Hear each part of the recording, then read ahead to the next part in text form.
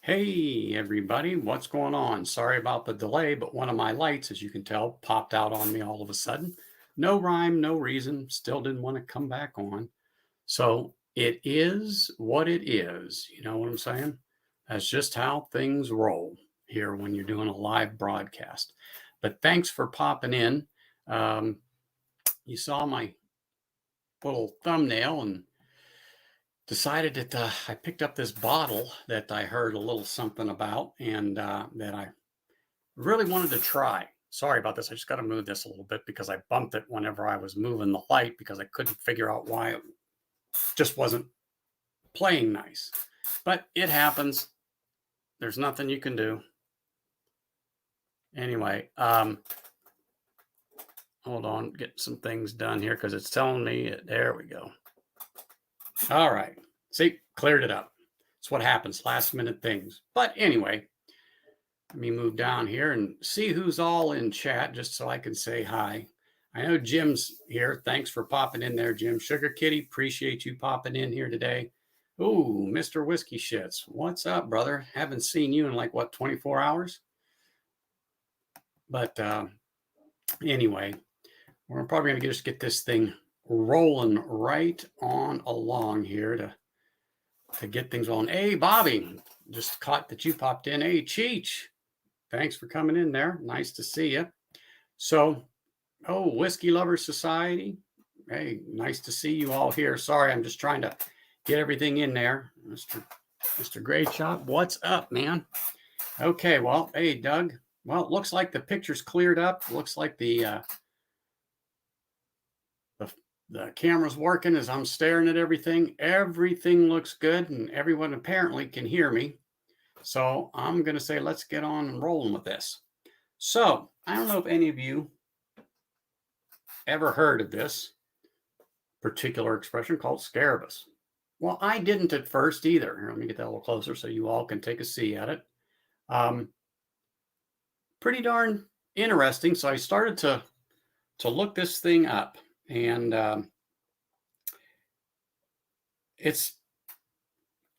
I couldn't really find anything on it as far as age state or anything. Like I said, this is a non-age stated Scotch that I had found. But what one intrigued me on the whole thing was that I saw a few reviews on it, and the reviews were pretty darn good as far as this Scotch goes. So I'm like, it's pretty interesting. So I went, and again, like I said, I tried to review it. I tried to find out some more things on it. I watched some other whiskey tubers do a review on it, give their impressions on it. And I thought, well, you know what? It's worth a try. So how many of you try to find an Islay Scotch that's, let's just say, under $50 that actually has flavor, that actually tastes something that you can enjoy, and it's going to be frequently on the shelves? Well, guess what? This was it. So I picked it up at Total Wine for about 35 bucks. Yes, you heard me right. 35 bucks for an Islay single malt, coming in at 46 ABV. And particularly on that ABV, I like 46 ABV. The 80s are great. Don't get me wrong. When you're at 40% ABV, it's okay. I got Glenfiddich here. I forgot I moved it down one, but I got the Glenfiddich here, and I think it's good. I'll have a couple of glasses of that, as a nightcap. It is a good pour. But like I said, this one interests me. One, because of the price, and I happened to be at the bottle shop, and I looked down, and so I quickly did a Google search, and I was like, hey, there's a couple people reviewed this, so why not? Let me see.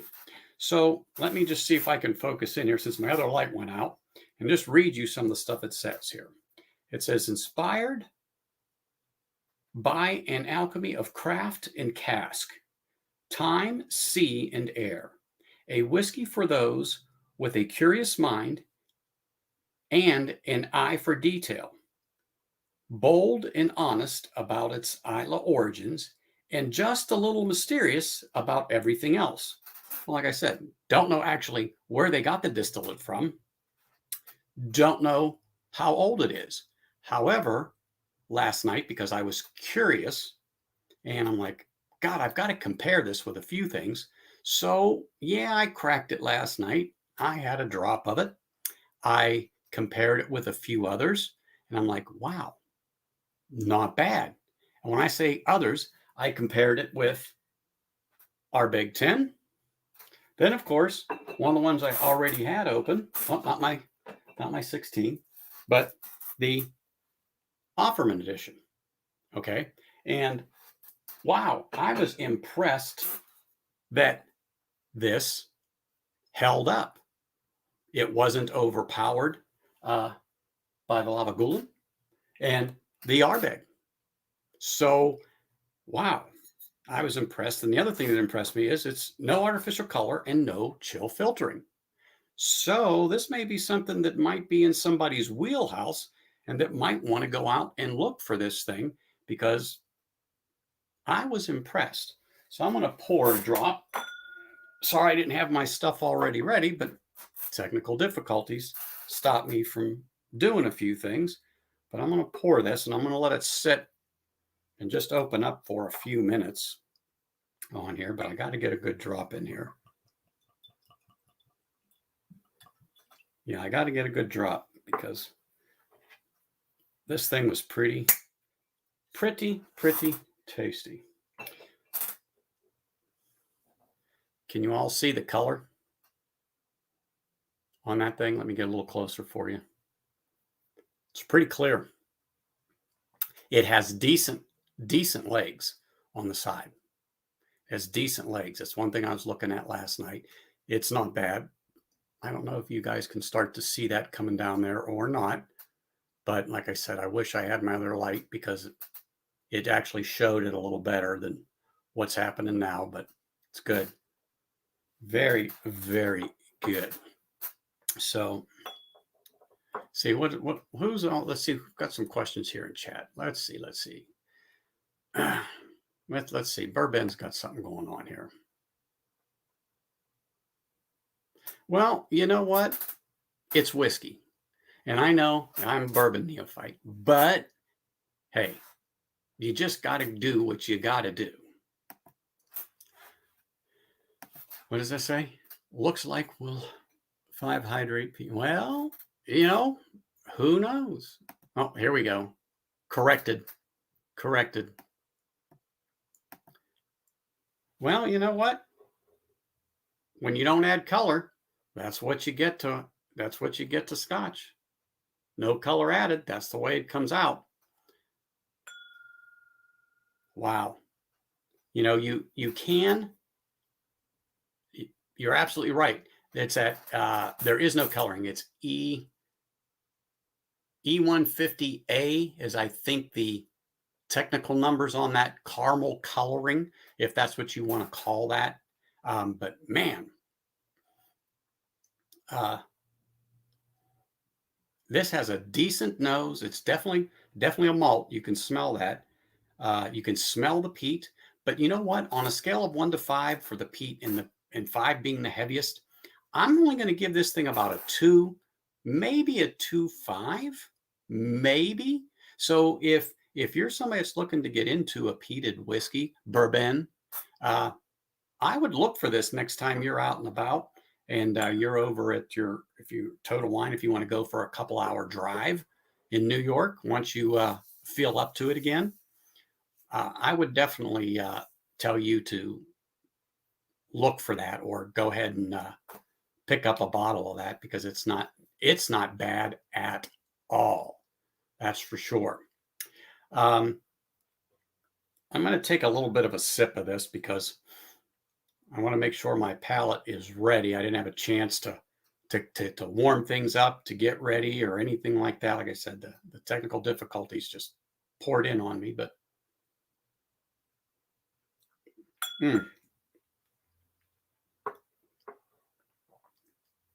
man, that's sweet.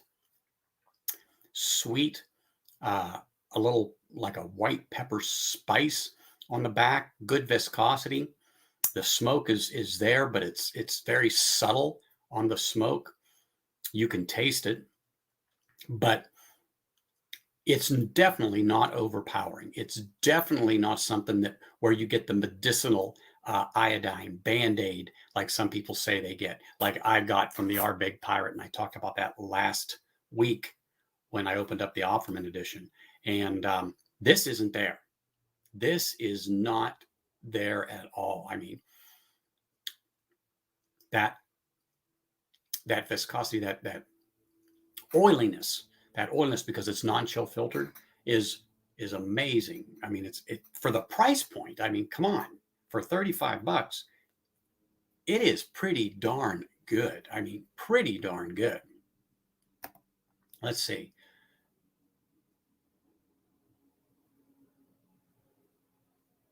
Yeah. So I did do some little research on it as far as, where and how it came to be in the name, but I need to do a little more digging, and I think I'm going to do a follow-up on this to try to get a little more information. So on the next stream I do, I'll bring this back out and go into a little detail on it again. And, when I know a little more about it, because I never heard of this until I just kind of walked into the shop and was walking around with my wife just after I met with Nick and Adam and then Will yesterday. We went over to another shop, and like I said, I was like, I got to pick it up. I got to pick it up. It's one, it's a good buy. Two, it's got some decent reviews, and I was like, I got to try it. And let me just tell you, yes, I think it's good enough to put on your bar. Yes, I think it's good enough to, maybe even have a backup, because this would be a nice sipper. In my opinion, I think it's maybe 5 years old, maybe a 5-year-old. I'm not 100% sure, but I would give you that. Definitely not a 12, without a doubt. But I'd say 5, 6 would be pushing it, but it isn't bad. I mean, good nose, good fruit is what I'm getting on it. I don't know all the notes in Scotch yet. I'm working on that. So I've gotten the help of some other people. I got Top Shelf Dustin last week to help me through my peat curiosity, let's say. And, he helped me with some of the notes, and we had a little discussion. And then today I reached out to another connoisseur of Scotch. I mean, I had to probably pry him out of bed and get him up, but I'm going to bring him in here since I know he's waiting. And he actually told me, he goes, you know what, Anthony? He says, I got a bottle of this. I said, really? And he's like, yeah. I said, did you open it? And he's like, no, I didn't open it yet. So we chatted a little bit, and I said, okay, why don't you come on? That way he can crack his and I crack mine, and we can compare two different palettes at the same time. So without any ado, let me bring the man on here. Hey, thanks for having me. Yeah, I'm sure you're all shocked there in chat who it is. Surprise, surprise. I'm sure you guys are shocked, but he's warming himself up for his big battle on Live Wire Whiskey today with Whisky Samurai. So he's been doing blinds himself to try to figure out what things are. So he's ready for this battle, because he's told me that Whisky Samurai is going down in flames. We'll see. In flames. But so, Jim, I see you popped that open. I did. I actually followed your advice, and I did have a little pour earlier to try it and gather some thoughts. And I do have some thoughts on it. It's interesting. It's good. For the money, for what it is, did it surprise you when you took that first sip? When you're just sitting there contemplating your navel, like, oh my gosh. You know what I'm saying? Yeah.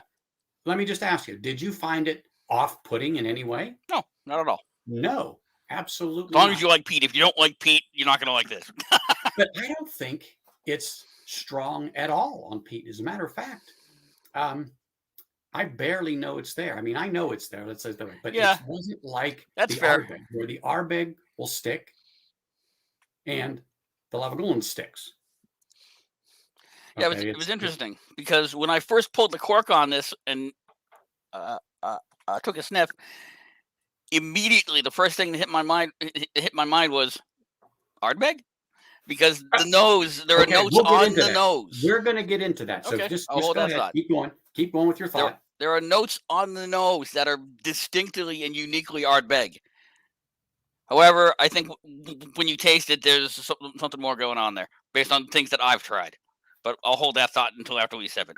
Yeah, exactly. I'm glad you brought that up, though, because I did say I did a little bit of a comparison yesterday with some that I had, because, like I said, one, it's non-age stated. Two, we don't know where they got the distillate from.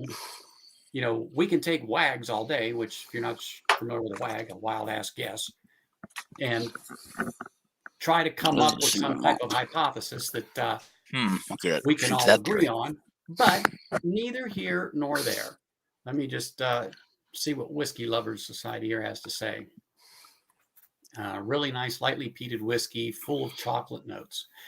I don't mind that note in a whiskey, a little chocolate. I don't. I don't at all. I think it'd be pretty good. So, when you took that sip on this, Jim, what was one of the notes that you got out of that? What was the taste that well, you know, beyond, you know, what you would expect from peat, which is, you know, there's a little bit of smoke, there's that earthiness Mhm. that you get with peat. There was definitely something sweet. Maybe like a dark chocolate, kind of like not a strong chocolate note, but it was like a very rounded off. See, I got a little bit of honey, Hmm. and that wasn't the prominent note, but maybe vanilla. And that's what I'm still getting on this finish, because the finish isn't long by any means, but it's not a short finish, you know. And then once you have the second and third sip, you really get to feel it more, and the finish kind of stays with you and grows. Like I said, right now I got a very, very faint hint of the smoke on the palate, and definitely, I don't want to say a prune, but that's kind of where I'm at on there along that. If you've ever had almost like a stewed prune or smelled them cooking, it's a sweet mix with the barley. I know it's a barley. You know, you can smell that. And I definitely get the smoke on the nose. Definitely get the smoke on the nose. But this is, for the money, an extremely pleasant pour. Absolutely.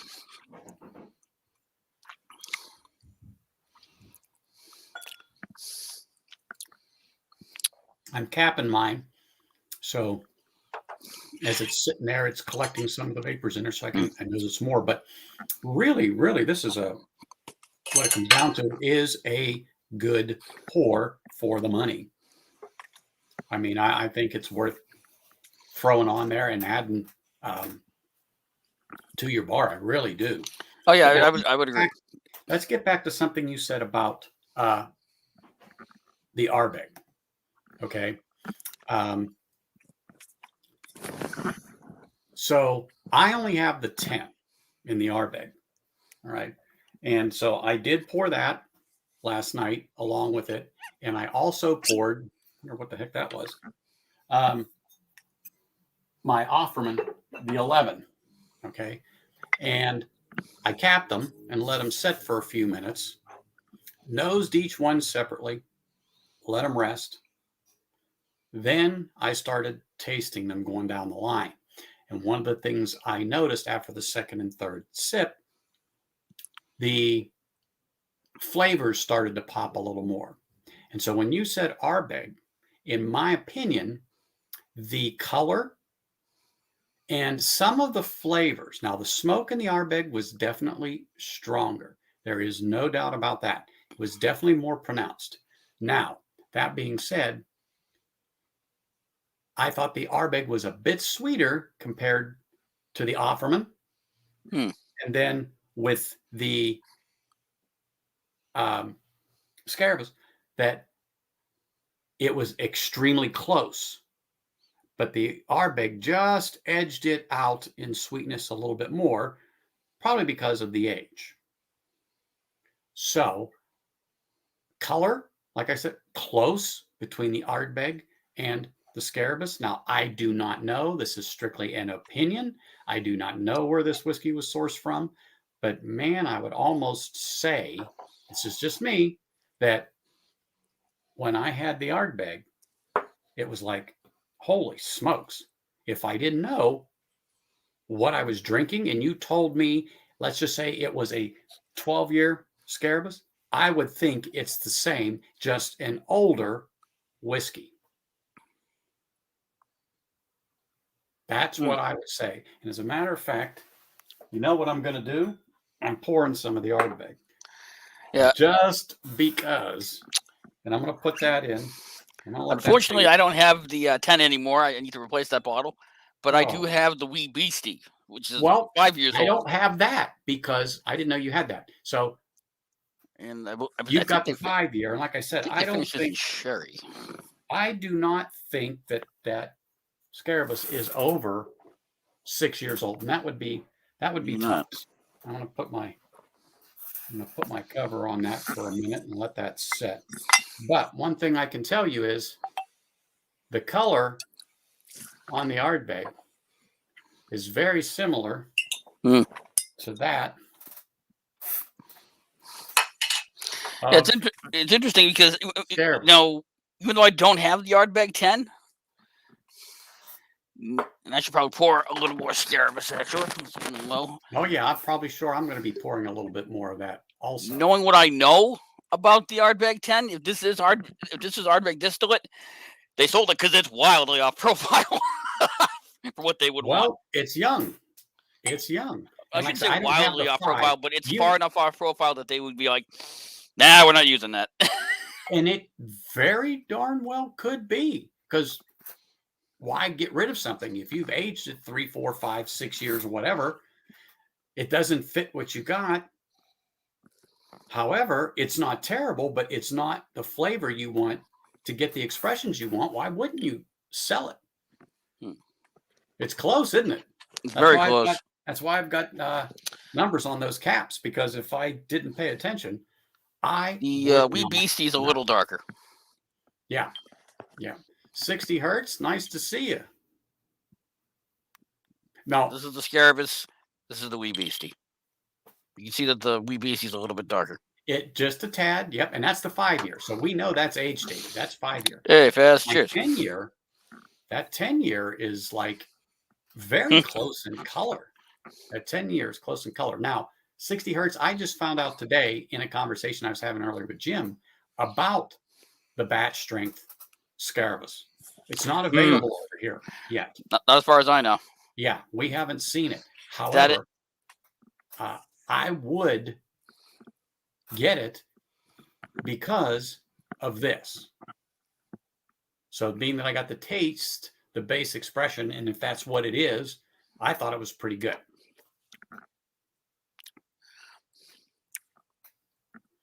Yeah, it's a taste thing, whiskey lovers. You either like it or you don't, and that's fine. Don't worry, Adam.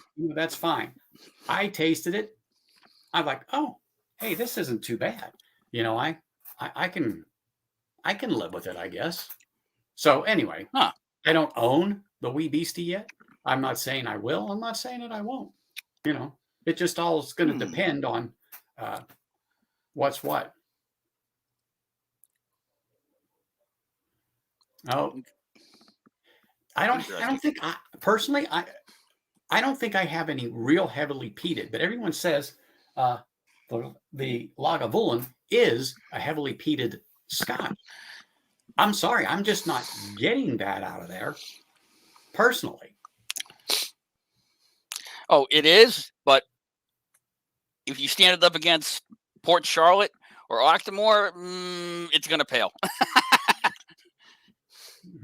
For a baseline core range peated, it's a heavily peated Scotch, but there are others out there that would punch its lights out and tell it to go home.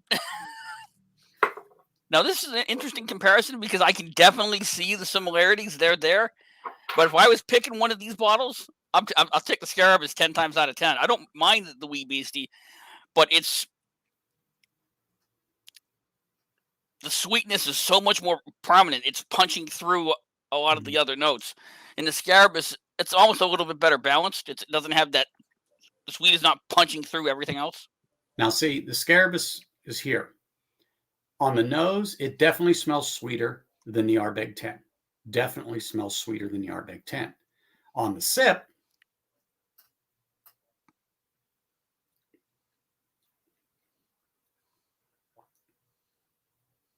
I think it's fruity. I think it's viscous. A nice balance of smoky peat on it.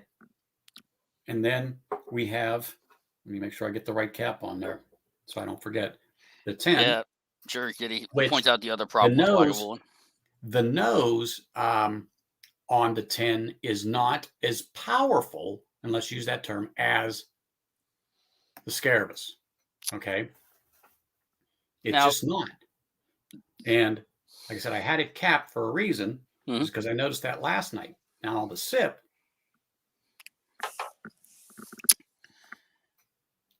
now 60 hertz brings up a good point, and that would explain my initial thoughts after I first sipped it. Because, yes, like I said, what I got on the nose was a lot of things I recognize as Ardbeg. When I sipped it, I went, sipped it again, and it went. If this was a blend, they used Kalila as the base and blended Ardbeg in there, and the Ardbeg is punching through it. Because Kalila, and I have Kalila 12 here. I don't think it's worth pouring because this is a fairly low in the bottle example, and I think it's probably changed a little. but the whole thing about it is it's not a blend. It's not a blend, but if they took a single malt Ardbeg Yeah. and they finished it in Kalila, Oh, you're going to get okay. you're talking going to about the get cap. some of those Kalila Okay. notes. Yeah. But you the know, this Ardbeg will Ardbeg be 10, dominant. this Ardbeg 10 right now, like I said, definitely more smoke. Definitely more sorry, smoke man. on the Ardbeg 10. I can fix that. And because it's older, is a little more refined in the taste. Does that make sense? Yeah. A little more It does. refined. So a little more viscosity.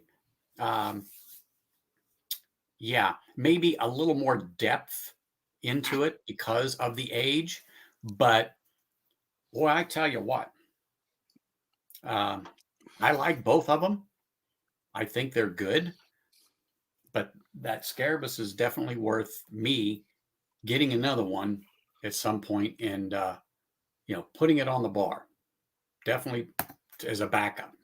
Because I did that with the 11 because that was a lot. So I got a backup of the 11 now. So I'm good. And sorry, Ben, I turned my volume down. Because they're just not around. They're disappearing pretty quick. Yeah, so I should correct myself because I think I misspoke earlier. What I meant to say was it's Kalila that's been finished in an Ardbeg cask. Because as Faz points out, Ardbeg is not really big enough to supply distillate to other parties, to independent blenders, which isn't to say it never happens, but it's pretty rare. So, and it still works to explain why I'm thinking what I'm thinking, which is it's Kalila distillate finished in an Ardbeg cask, and the Ardbeg, even if it's just a cask finish, it's still gonna punch through. Mm-hmm. So let me ask you, 60 hertz. In your opinion, since you've had the Scarabus, and particularly in the other expressions, what I'll read it in the chat, but what are your thoughts on it? I mean, what do you think it's closer to as far as that goes? Since they don't tell you where they get the distillate from, what would you think? Your opinion, it's strictly your opinion only. There's no proof, but hey, this tastes more like blank. Oh, I think he set up the chat that it, if I can find the comment, I lost it somewhere. He said it's probably Kalila that has spent time in another Islay Distillery's casks. And what one does he think? That's what I was referring to. What specific one maybe does he think it is? As far as the 12-year-old, that's their standard.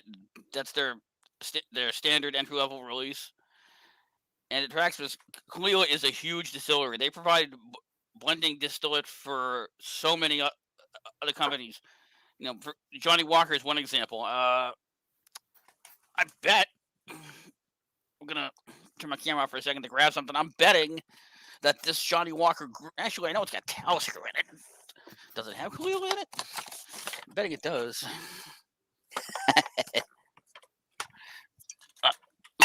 What can I say? I know my Scotch. All right, 60 hertz. That's what we're trying to figure out. What do you got? So this is Johnny Walker Green Label. Okay. And if you look in the white stripe here, let me see if I can get that where I want it. It's got yeah. And that's just one example of someone of a blend that they're used in. They're all over the place. So, and actually, I'll pour a little bit of this 12.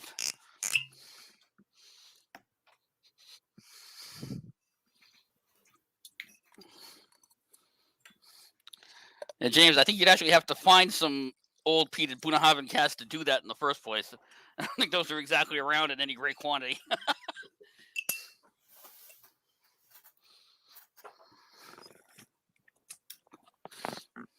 And unfortunately, this is the only other glass I have left. I have 4 other ones, but they're earmarked for the blind, and I don't want to have to wash them and try to get them clean again for that. Oh, yeah. Oh, my gosh. Yeah. Heaven forbid you have to go downstairs to get that done. I actually had Mike Stahl laughing because I texted him this afternoon to ask if it would be all right if I poured the samples like 15 to 30 minutes before I went on, just to let them breathe on the glass. And he was like, "Really?" Like he was amused at how seriously I'm taking this. It's like, I'm not going to cheat. They'll be capped. Mm-hmm. I have been told that is acceptable, so I will probably do that.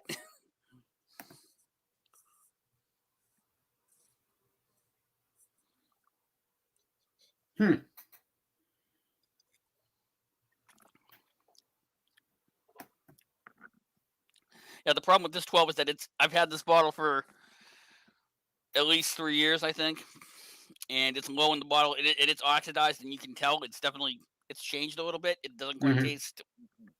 That should be your next bottle kill then. Yeah, there's several I'm trying to work down and kill. Portiskeag 100 proof, which is also probably Kalila and Young and 57.1 ABV. You're remarkably similar. Yeah, that's why I said as I read that earlier. But well, that's the wee beastie. Go away. That's you know the difference for sure. But I'm telling you what.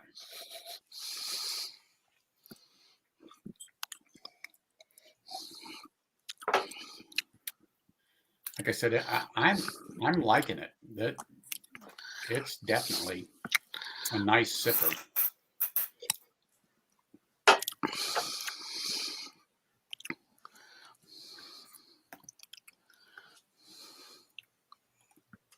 Huh. Interesting. Oh, they make a strong peated Scotch, that's for sure. Yeah, the Port Charlotte and the Octomores. Unfortunately, I don't have any of either to compare against. Mm-hmm. I just know they do, and I haven't personally sipped them or anything like that. But oh man, yeah, I got to try this year's Octomores, the 12.1, 2, and 3. Wow. Yeah. This just blew my head off. It was like, holy crap! That's someone dumped the ashtray in my Scotch. And so the 12.1 is it's the what's the term I'm looking for? It's the baseline for that year's Octomore. It's the base example. The 12.2 is finished in a Sauterne wine cask.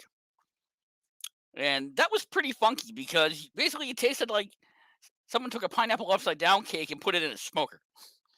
Because you got these sweet, fruity, like citrus pineapple notes, and then you've got the smoke and this bready thing going on. It's really good. And the 12.3, I think is bourbon cask. I'm gonna have to look that up because I don't want to misspeak. Oh man, I should remember that. That's what happens when you get older. Trust me.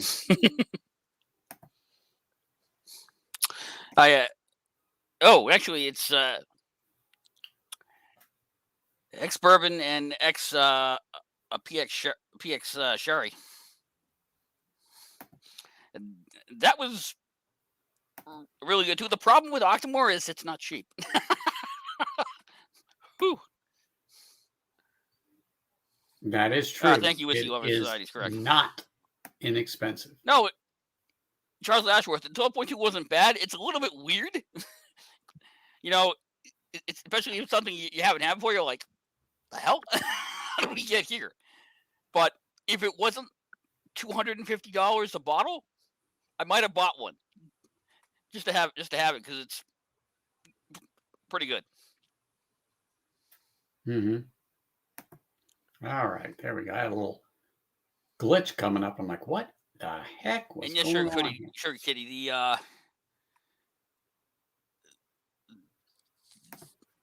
Bruichladdich scotches, the Bruichladdich line is their unpeated stuff. Low peat or unpeated.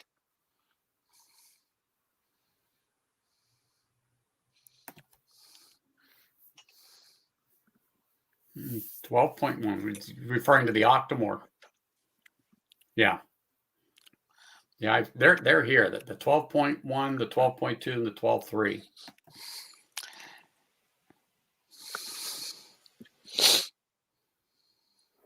Yeah, you telling me that there was a store out there that had all three of them and three of them as a bundle for what was it, $600? Mm-hmm. Honestly, that's not if you got the cash, that's not terrible.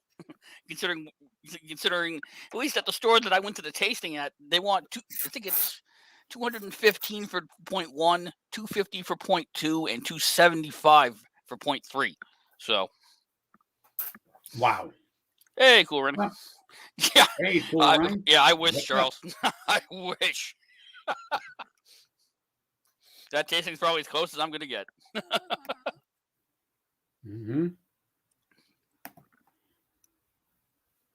Yeah, that's Well, definitely the wee beastie. I definitely would try those before I would buy something like that because yeah, I would say definitely try them if you have the opportunity. Yeah, like I said, I've watched them going, so even at that price, people are interested in them, and they're buying that Octomore. That's for sure. And some of the reviews I've got said they are actually good. If you like a peated Scotch, and they are peated, they said the flavors on them are really good. But yeah.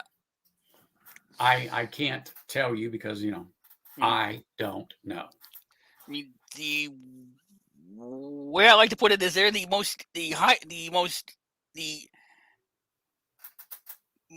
easily accessible heavily peated Scotch. There are some other ones that have been done that are insanely heavily peated, but they're in very, very super small quantity and incredibly hard to come by if you can get one at all. So they're not even worth talking about. Mm-hmm. And just to do Charles Ashworth, Bruichladdich is a wonderful distillery. Wonderful distillery.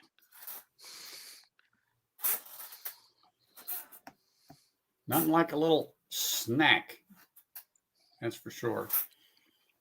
Nothing like it. Which one are you sipping on? Was that the? That's the Scarabus. I'm trying to compare the Scarabus and the Kalila, but I had to clear my palate because I got all jumbled up between the three of them. And now that I know for sure that one is the wee beastie, I'm like, go over here. I want no more of you. I'm done with you. And generally, That's the consensus. That's why on my caps, it's hard to tell, Yeah. but there's serrations for 1, 2, 3, 4, 5. Oh, neat. Yeah. So, but I have to remember. Okay, 1 Scarabus, 2 Ardbeg. And it's like, And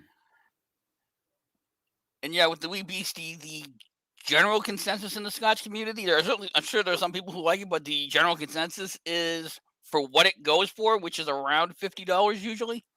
Mm-hmm. Between $45 and $50, usually around $50. 10 more bucks, get the 10-year. Just buy the 10. It's so much better. Well, it is. It is. But if if you're getting new into Scotch, and that's what turned me, was Hey, the Bourbon Wee Baller. Beastie 5, which started me going back towards the peated Scotch that said, hey, there are some good expressions that have peat in it that aren't totally medicinal and just overpowering. So James Morgan. So we get this, which is the regular distillery 12. We'll get the unpeated expressions, which are usually like a 15 and a 17 or a 15 and an 18. We actually don't get the flora and fauna bottlings over here. What the flora and fauna bottlings are is Diageo. They took a bunch of their lesser known distilleries that either have very few official bottlings or no official bottlings, and they bottled them for a series that's called flora and fauna because the labels have either like plants or some sort of wildlife on them. And I believe Kalila, before it got its own single malt release, it was part of the flora and fauna series. But we don't get any of that over here. They've never released it here. But hopefully, now the 700 milliliter bottles are legal in the States, we'll start seeing it. Yeah. Cheers, Faz. See you at the live wire. Wish me luck. Yeah. Marketing swaps. Yeah, I mean, I know that the occasional bottle has shown up here in the States, probably because some store owner imported it to sell in a gray market kind of way. But yeah. Interesting, Sugar Kitty. But even at that price for 10 isn't too bad. Because like I said, the Wee Beastie here, I'm seeing about 53. And the 10 was already 60, 59, 61, somewhere right in between there. Yeah. Charles Ashworth. Gordon McPhail, Kalila 13 Discovery Series. I will put that on my list, and I will track one of those down for sure.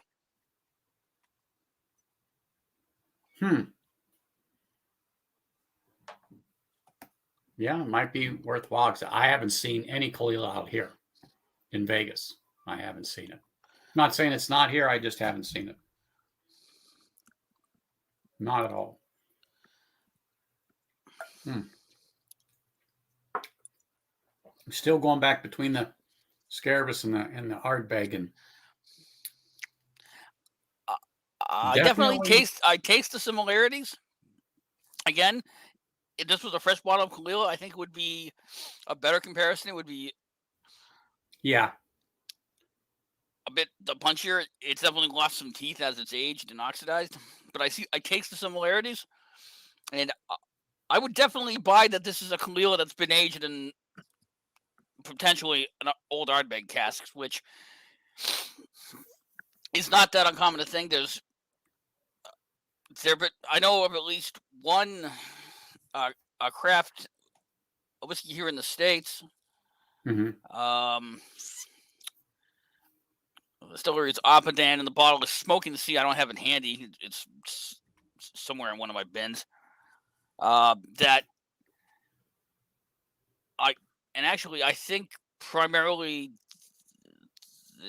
they're using Lefroy cask because Lefroy cask they just don't, not quite as much as Kalila, but quite a lot. It's Lefroy.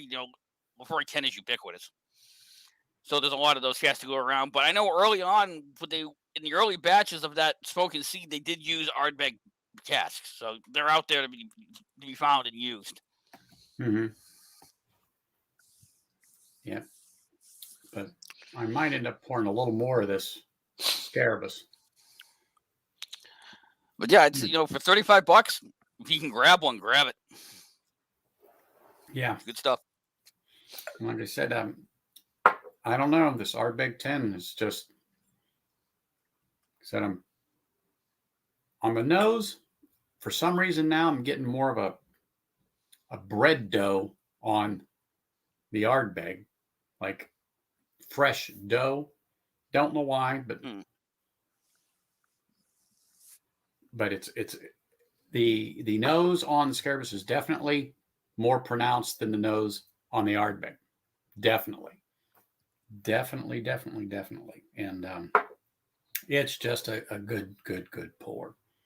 And I'm probably going to end up going to the Offerman here as soon as I finish these up. And I don't know. I might just end up cracking the 16 just because. If you crack the 16, I'll go grab mine and pour that. I do have an Offerman, but it's the first edition release, and I'm not real inclined to pour that right now because the last time I poured that, there was something weird going on. So I need to sit with that one and figure out what the heck's up with that. Because initially it wasn't bad, and it's gotten weird. Well, it could be the owner. Could be. Yeah, could be the owner.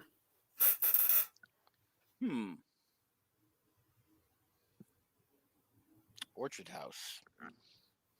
What the heck is Orchard House? Orchard House. Okay. Oh, that's what I saw. Compass Box. Yeah. Oh. Okay. I was like, Orchard House. That doesn't strike a bell with me. Not at all.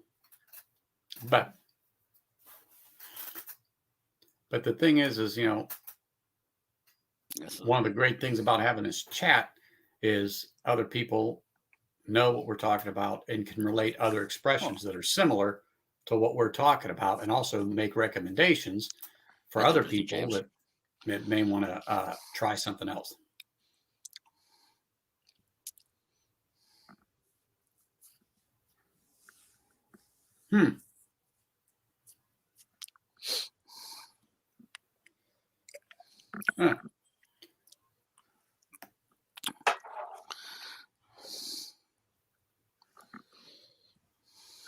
Go to Klein Leash. Okay.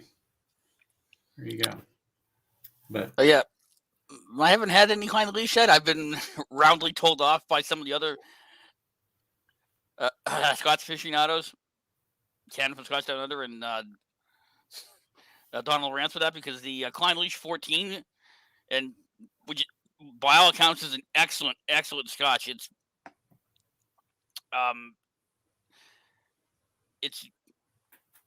It's often used by Compass Box as the base for a lot of their blends, and it's highly regarded. And I know I think Total Wine has it for about $60, so I should really pick up a bottle. And I would probably recommend you grab one too. It's not peated. It's Highland Scotch, I believe. Where's the space side? Someone's gonna yell at me in the chat for getting this wrong.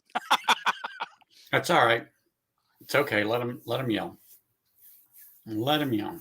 That's what it's all about. Let them yell. But yeah, you know what? I think here I will. I think I will pour a little of the Offerman and then move right on. I'm going to go up to the 16. So if you want to, all right, I will go grab mine. Go grab yours, and I'll get the 16 going here in a minute. Let me just finish up this Scarabus.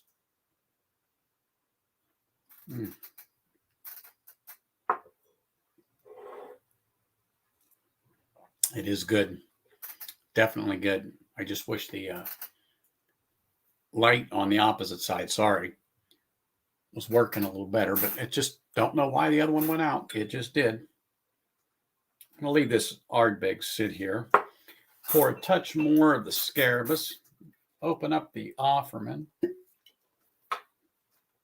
Just a touch. Just a touch. Let that sit in the glass. I'm not proud. All right. That's one. That's two. I don't want to confuse them. That's three. Let's grab this one.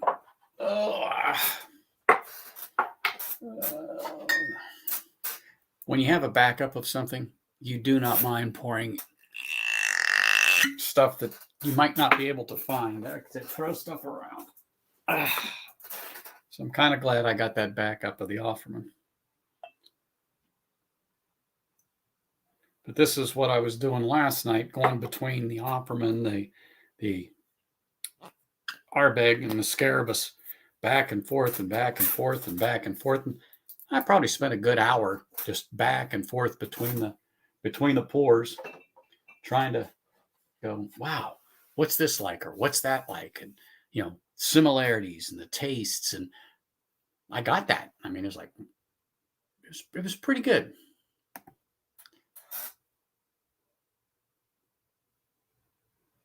Oh, Sugar Kitty.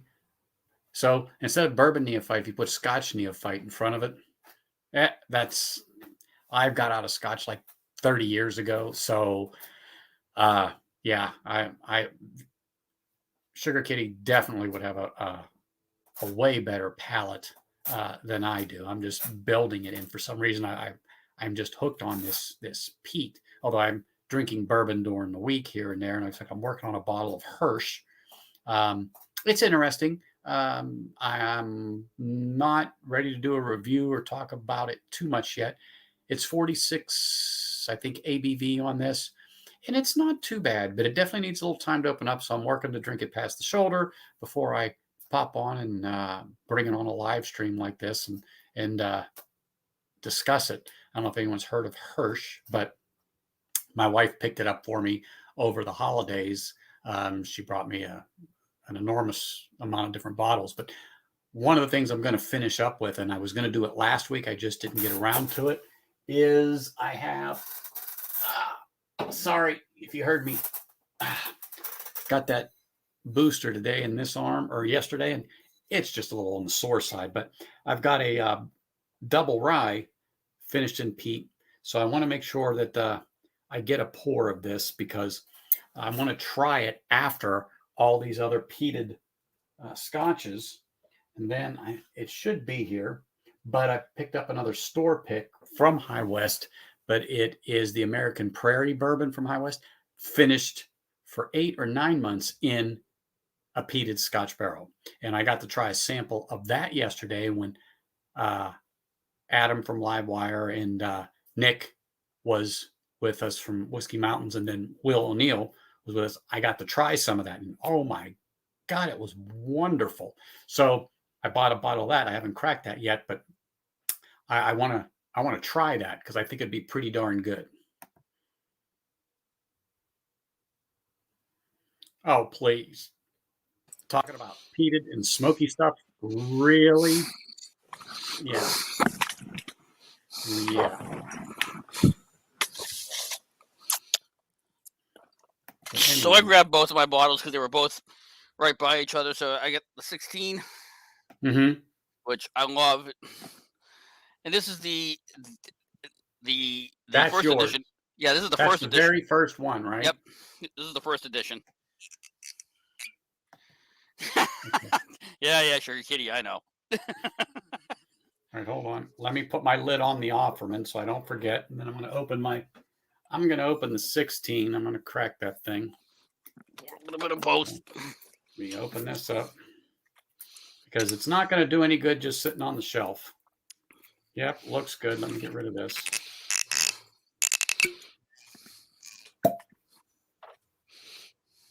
See, it doesn't smell tremendously peated. I'm sure it is compared to everything we've had. But, oh my gosh. Let's just pour a little taste. Just a little drop in there. And let me put my cap on it. I have to get one out. And go from there.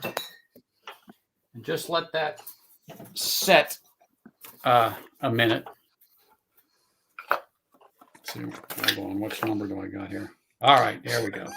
All right, I had to make sure I get the right number because I would confuse the living mess out of myself on that one. On there.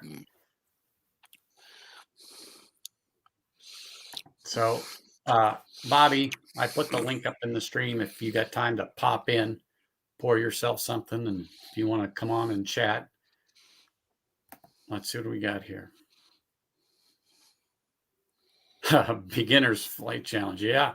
You know what? I'm going to have to hand deliver him some next time he's down here so he can give some of these a whirl because I think he would like them, particularly in these expressions. I don't consider them highly peated. I know other people do, and they say that my palate's off, but hey, maybe it's just developed that I can move up that peat scale a little more. I have no idea. I have no idea. Yeah, You may have had a I'm point. sure you do, Bourbon. That's right. About the problem with that bottle having been the owner, because I know at the time I just kind of didn't want anything to do with peated scotch. I was like, no peated scotch. I'm off peat. And now going back to these, I can't tell these apart. So whatever was going on with that Lagavulin offering was probably me. Well, like I said, it could have been the owner. It could have been the owner. So I poured a little more of the Scarabus. I still got the Ardbeg 10. I poured the Offerman 11, the Lavagulin, and then I've got the 16 right here, ready to go. So I'm going to leave that sit a minute, and I'm going to go to the Offerman. Just sweetness, just like I said last week. Right on the nose, sweetness. It's that Guinness. It's that Guinness. And yes, I'm getting a little bit of like a burnt chocolate or a coffee note from it on, because it's finished in that Guinness cask.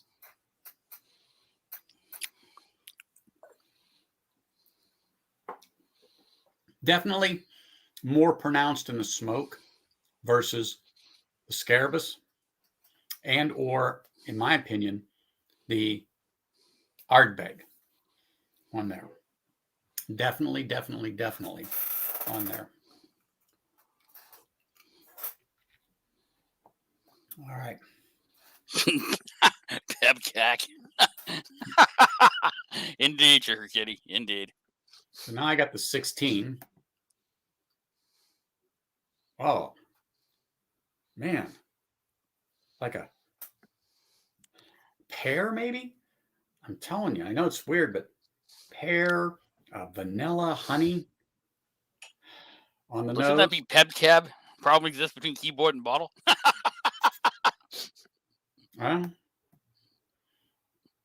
But 16 is pretty good on the darn nose. Let me just leave that capped here for another second and let that build up again. Wow. And actually, it's not that hard to tell these apart. The No. Offerman is much lighter. Oh, yeah. Well, there's the 16. Yeah, it's nice, and it's definitely a lot darker than the Offerman for sure.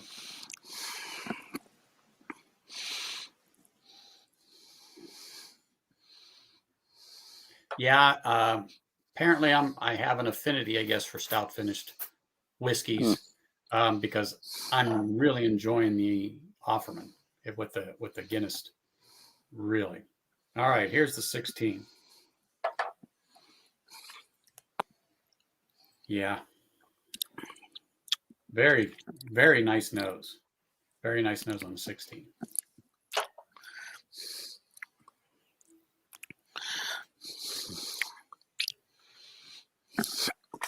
Wow. Is that sweet and fruity? Maybe I want to say honeydew. I know it's going to sound weird, but I almost like a melon on that 16. Wow. Yeah. What?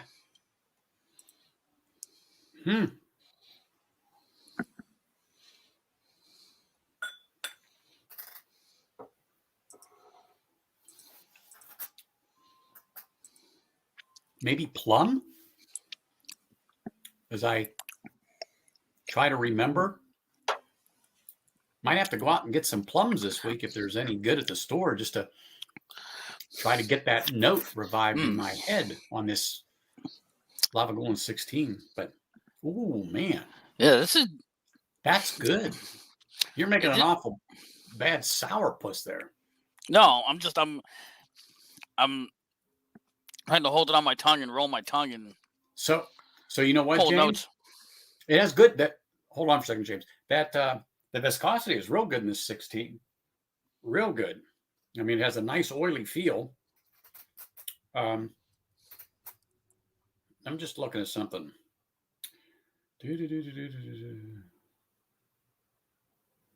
No, this is This is a really good darn pour here.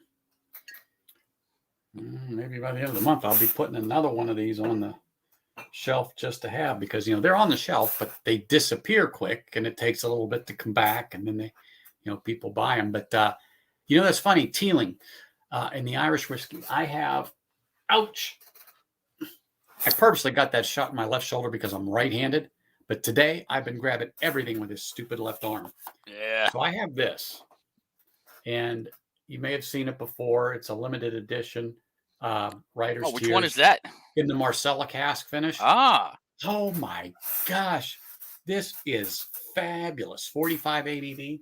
So now I want to get a Teeling, and I would love to get something in the stout. Would love to get something in a stout like that, without a doubt. Either or, James, I don't care. But either or, either or would be just fine for me. But I would probably end up getting both, because I'm going down that other little rabbit hole of Irish whiskeys right now, and so it's like, not too bad. You know what? I haven't tried any of those. However, just yesterday, I was recommended to try the standard expression. I think it was the 12, and then I think it was I want to say the Glenlivet 14. I can't remember if it was the rum or the port, but someone said it is really, really good when I was at the store. And he said, he says, I have this in a backup. He says, it's always there.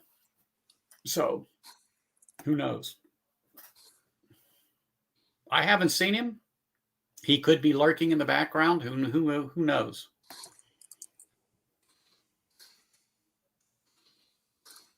Teeling is, I don't know where you are, but Teeling is here. I'm going to have to look. Oh, you can find Teeling, but I don't. Just doing a cursory Google search, I don't know that one's crossed the pond yet. And even then, correct. With the Guinness. I don't know if the stout stuff is here. That I don't know. But I've seen quite a few expressions, and I'm going to have to look, because, he said so.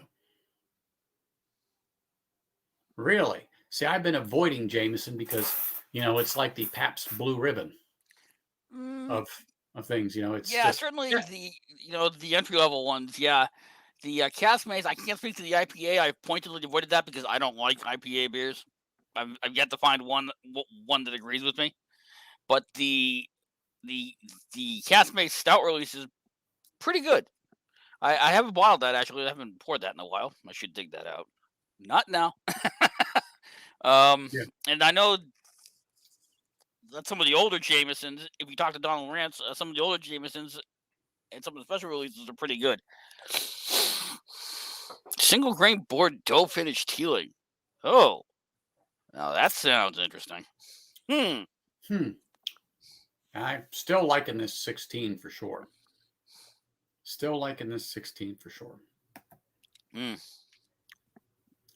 But,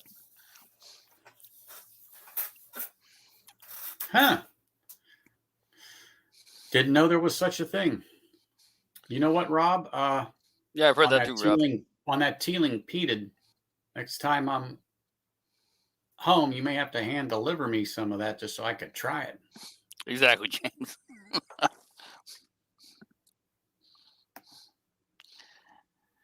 I actually have the bottom tier entry level Jamesons because I got it as a Christmas gift in a Yankee swap a few years back. God, that sucks. Yeah. And see, I think that's what it was. Is I've had the standard Jameson. I was like, it's all right. It's not horrid, but it's like, I can leave it on the shelf. But just like this, there's other expressions, and they've done things that are way better than anything else that they have. So I got to keep my options open and my eyes open.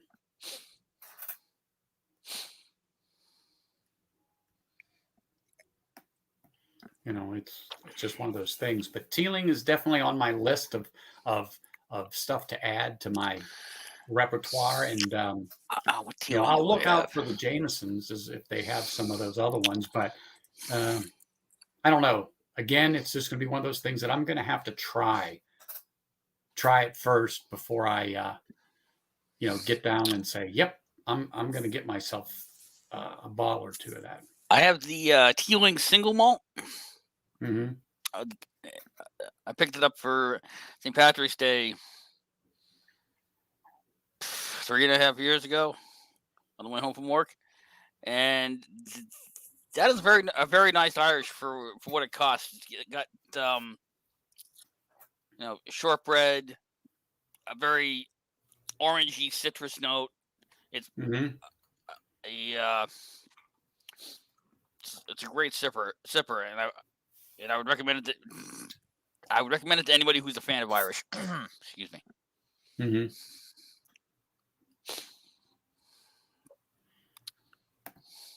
Ooh, 100 proof Irish, fun. Well, see, that's my sweet spot.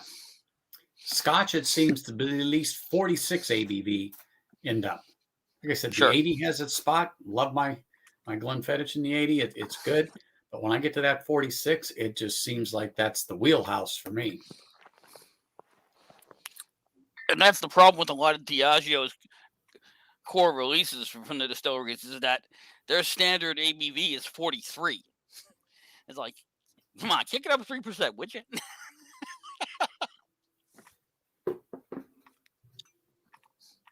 Which they did for the Offerman. Yeah, that's what I think is one of the things that I like about the Offerman is that it's at 46 ABV, and that seems to be my wheelhouse when it comes to Scotch when we get up there. But like I said before, I enjoy my 12-year-old Glenfiddich. It's good. It's good, and I had a couple glasses of it a couple of days ago, sitting there just relaxing and sipping, and I mean, it was just wonderful. Hey, cheers, Clint, how are you, man? Nice to see you. Thanks for stopping in. Sugar Kitty mentions the Powers John's Lane. Yeah. Donald Rance put it best. $1 for $1. This is the best value in Irish whiskey. This is so good. Vanilla, citrus, custard, and it doesn't look like this anymore. This is the old label and bottle. It now looks like a hazmat canister that escaped from a power plant, but it's worth every penny. It's so good. So green spot, blue spot, yellow spot. What's people's opinion? Because I've been eyeballing a couple of those. And I know we're getting off the beaten path, but since now we're talking about Irish and different finishes. I'll toss that to the chat. The only spots I've had are the green spot. Well, I've had the yellow spot in tasting, but I don't remember anything about it. But I've had the regular green spot, which is pretty good, and I have the green spot Chateau Leoville Barton, which is finished in. God damn, what wine cask is that finished in? I think it's Burgundy.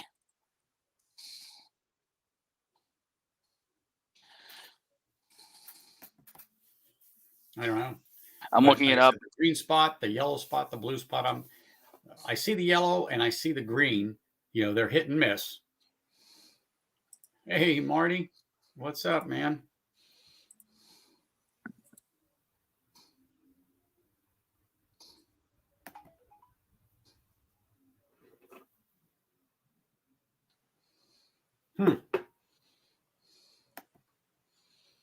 Bordeaux. Okay. Well, cheers, Marty. Yeah, Marty, if you're not busy. I got the Power Chernobyl edition. Yeah, I was reading that. It caught me off guard for a second. Yeah.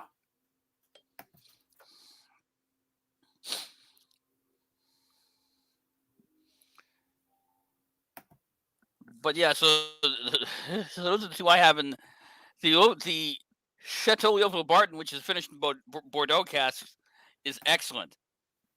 It's a little tricky to find, and even at Total Wine, it's about $95 to $100 a bottle, but it's good.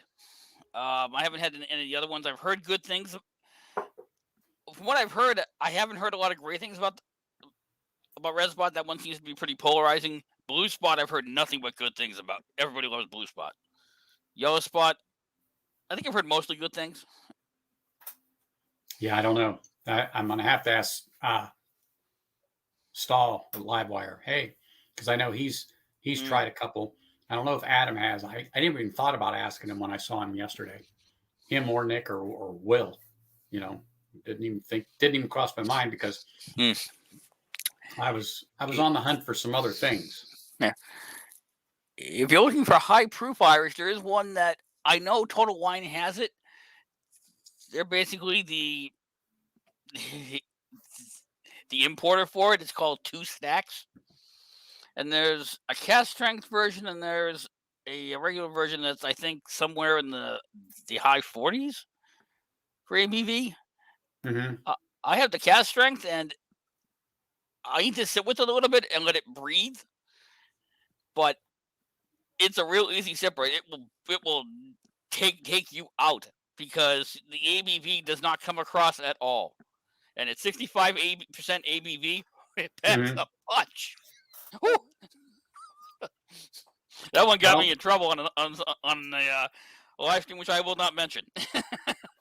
Hey, it happens, but like I said, that'll probably be one of the next things I head down. But right now, for some reason, the scotches just seem to be the thing that for some reason I'm fixated on, because certain bourbons are just becoming very hard to find, and I hate to say this, so the scotch is directly behind me, so all I got to do is turn around, then all of a sudden they're like boom, boom, boom, boom, boom, you know, and it's like, I can get this. The bourbon market's gotten ridiculous.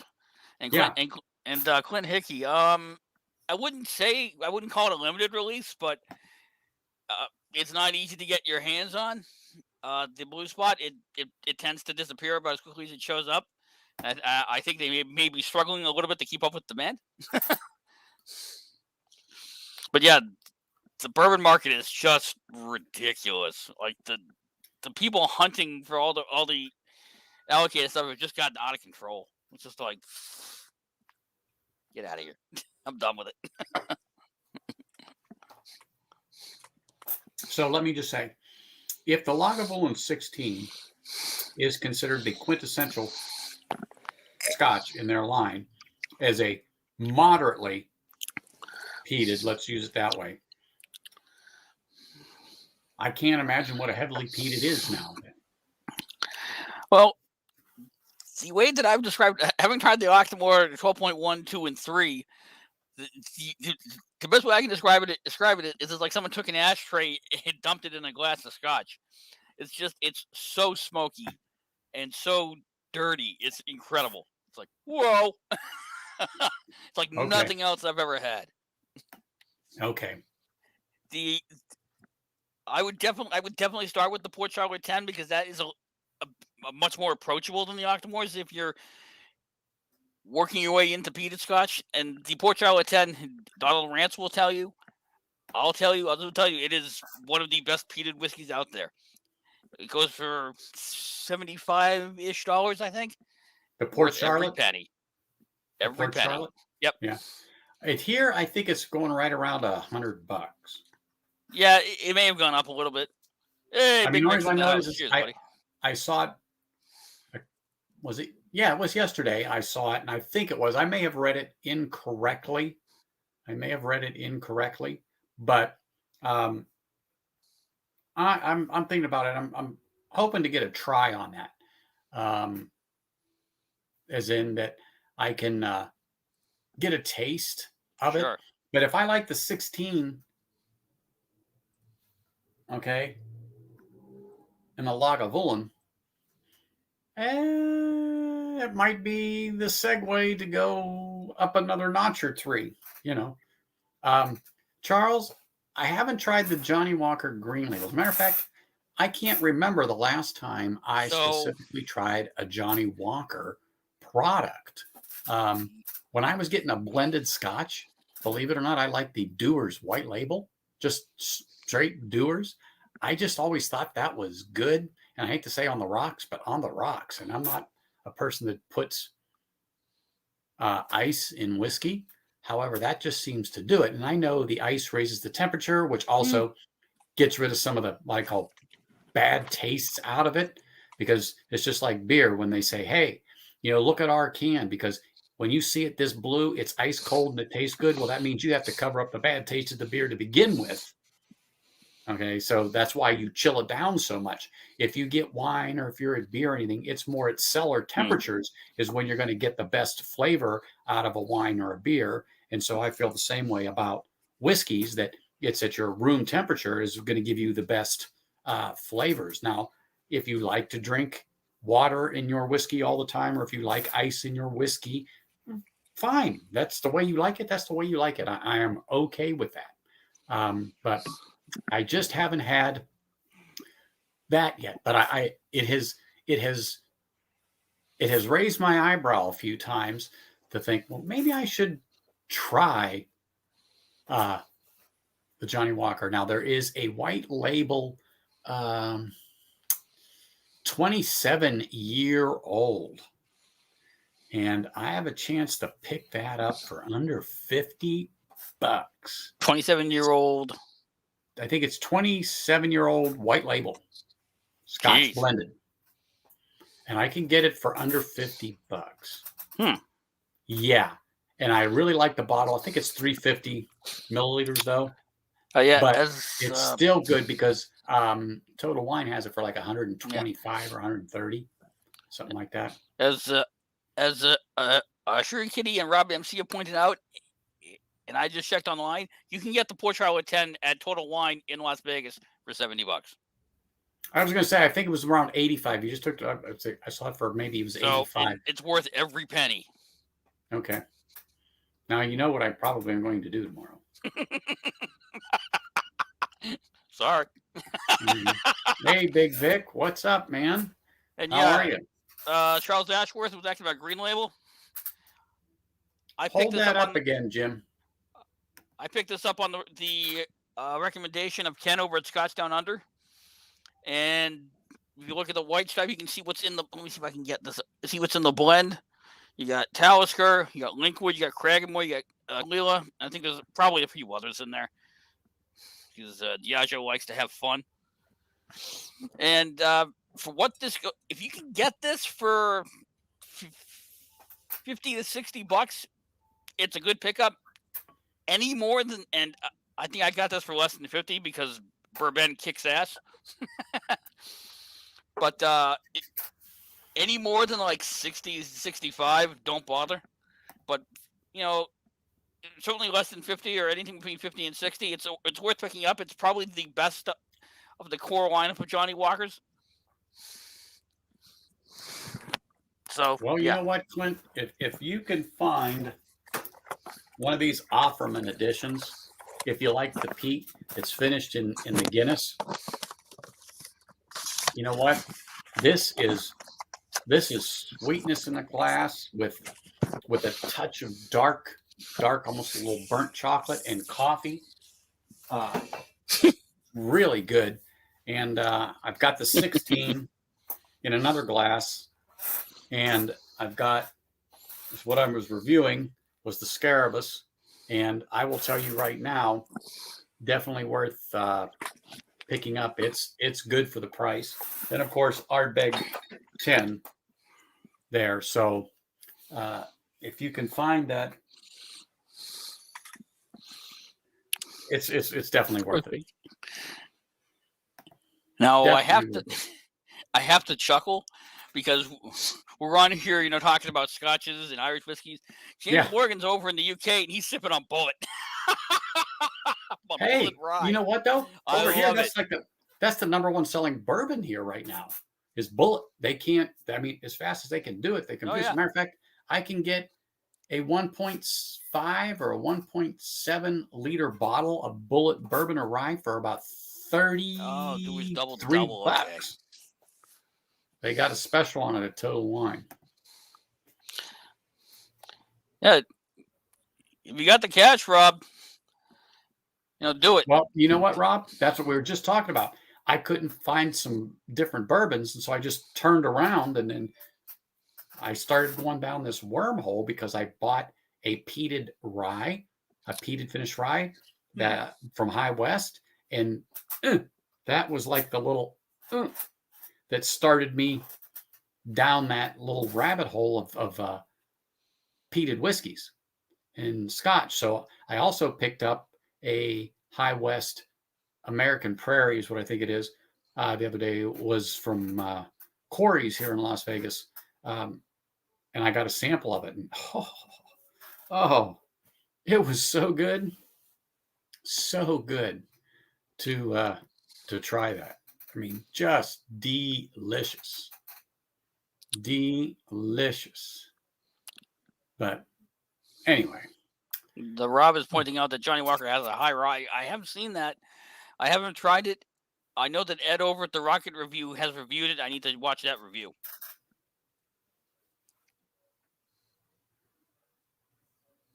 Well, I'm serious, Clint. If you can find that, it's a limited release and it's gone. Once it's gone, it's gone. I found a second bottle and I picked it up. I knew they had one more bottle in the store that I originally purchased it from because they kind of went in the back and gave me the first bottle I got, and he tipped me off that there was one there. So I waited 48 hours and I said to my wife, I got to go back and get that other bottle because this is just too darn good to just leave. Yeah, the Doers double. Yeah, I forgot Yeah, about those. yeah, I think that's it. Yep. I can't tell you, don't bother with the Doers 12-year-old. Boring as all hell. Well, yeah. Like I said, their standard expression. I mean, I just liked it. I don't know why. I still do. It's just. I don't know. Everyone's taste is different, and if that's what you like, that's what you like. I'm not knocking all Doers. The Doers 8-year-old cast finish series. The bourbon is pretty good. The mezcal, I think, is really good for what it is. It's definitely unique. The port finish, it's okay. The Japanese Mizunara finish is just fucking weird. It's just weird. If you want Mizunara finish, stick to Irish. Finish is good. You're good. Yeah, I didn't like it. I tried some of the Doers Caribbean finish, which I thought was good, but that other one, I didn't like it. Yeah, Big Vic, anytime you're here, especially over the weekend, just let me know. We can meet up, do some hunting, without a doubt. But it's okay. Sure, okay. You gotta work. Bullet picks that are 4 rows of single recipes are 120 bottles selling for 50. Duly noted.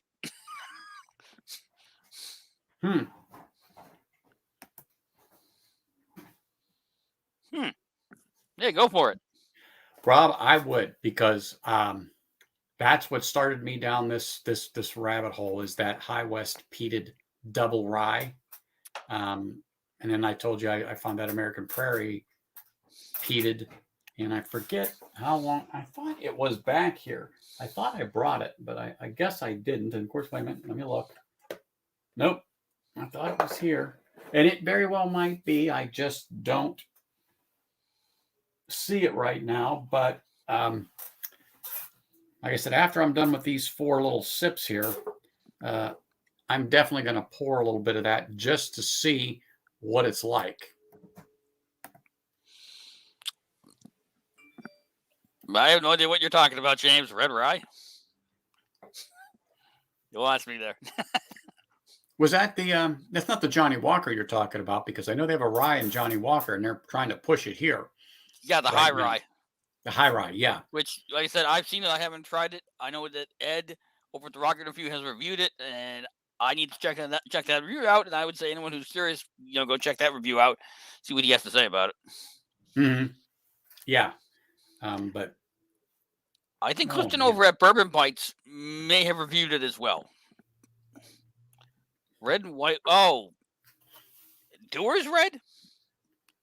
that what you're talking about? Yours?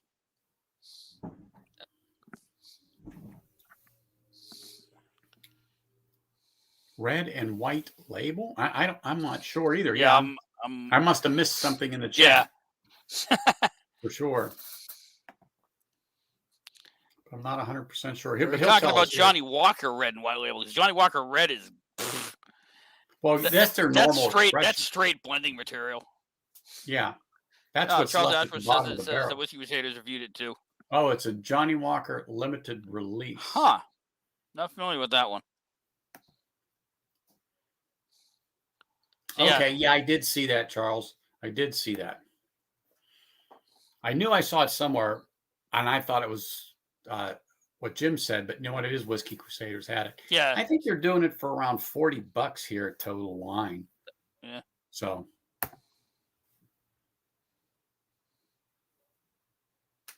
Yeah. They got is it a 10-year bullet? I don't know if it's a store pick, but they got a 10-year they're going on. I don't know if they call it the 10-year something. I can see the label. My wife actually looked at it, and I said to her, I said, "Yeah, that's a decent one to get." I go, I mean, it's still readily available. So I passed on it, and we got other things yesterday.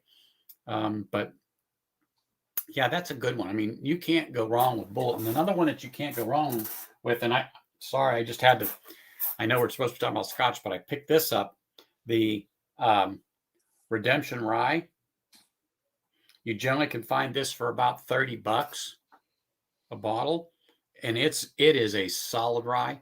Well, I found this one for $17, and if I could have got another bottle, if not two, I would have, but they didn't have any more, so they had it on special to shop, and for $17, I couldn't pass this up. Especially knowing that it comes, it's generally around 30. Oh my gosh, look who's here. Cooking, yeah. Wow, that's what I'd like to see. He's hanging out here and Adriana's stuff in her face. Mm-hmm. I kid. Mm-hmm. Man, it was great seeing you yesterday, Nick. Really enjoyed hanging out and getting to have some lunch together and pick up some good whiskeys, that's for sure. And looking forward to you and the wife coming down and us spending another day together, that's for sure. And yeah, you can bring Adam or Will O'Neill. I'm fine with that too if they want to come. All good.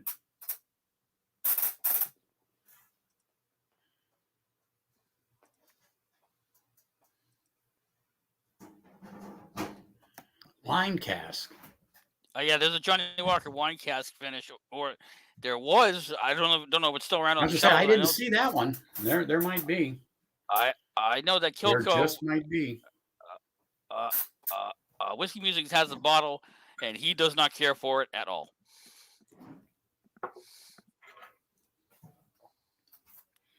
So,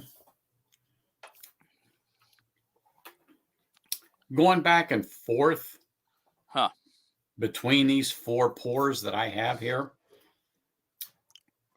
the Scarabus is good.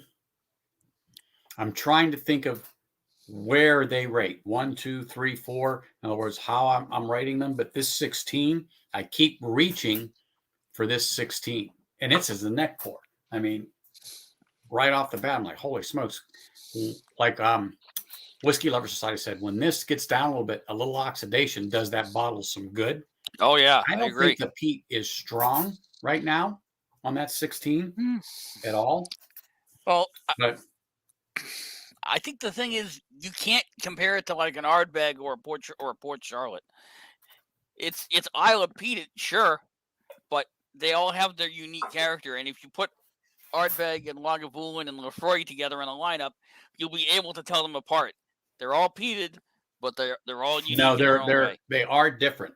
Like the Scarabus, the Ardbeg, and then the two Lagavulins that I got right here. Oh my gosh. They definitely are different, but right now I think this 16 edged out the Ardbeg. What I'm saying is, as far as my tastes go, so the 16 is man, it's just freaking good. I thought the 11 was good, but man, I don't know. But right now, I'm going to say the 11's first, in my opinion, because I like that flavor. But I got to clean the palate off here a little bit more, and then do another. Give it a minute for some of that smoke to die down. So that's interesting because Charles Ashworth is saying that Lafroig is the standout in that lineup. I've never had a bottle of Lafroig. I've tried it at a tasting. I like the Lagavulin. I love the Lagavulin. I love Ardbeg. Lafroig doesn't do anything for me. I just find it kind of weird. I haven't tasted any of the Lafroig at all yet. I haven't. I think it's 92 or 95. Hold on. It is. It's 92. It's Which redemption is that? On the redemption. He asked me. The standard rye. It's the standard rye, but I'm going to tell you. Like I said, it goes for about $30. I picked it up for 17. I just walked in. As a matter of fact, the sticker was 19. And I asked the guy, because I knew him, I said, hey, ring this up and see what it comes out. And he said 17. I said, even better, because it had a ticker on it for 19. And he goes, well, it was 17. So I bought it. And I said, do you have another one? He goes, no. I'd definitely bought two. Now, I tell you what, Clint, I don't know if you have a Total Wine by you. Sorry. Freaking arm. This is a store pick from them. Oh. Okay.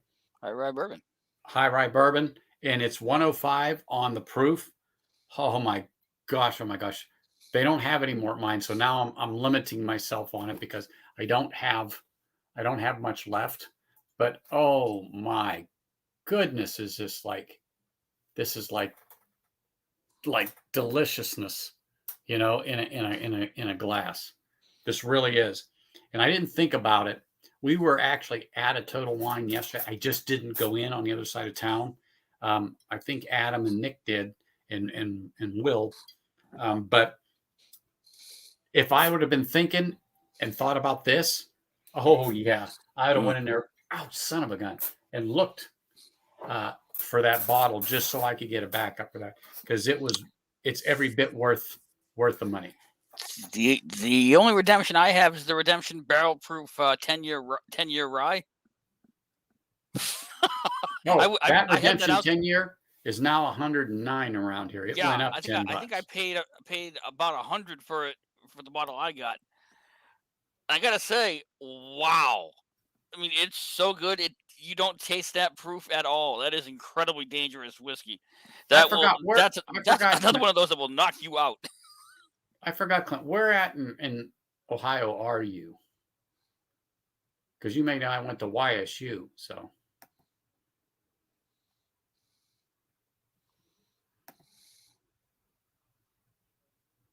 $44.99 for the single.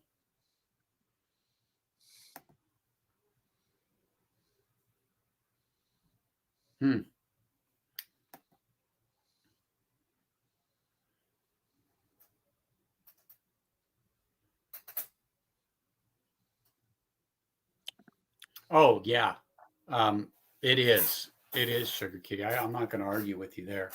I think they've got some great expressions.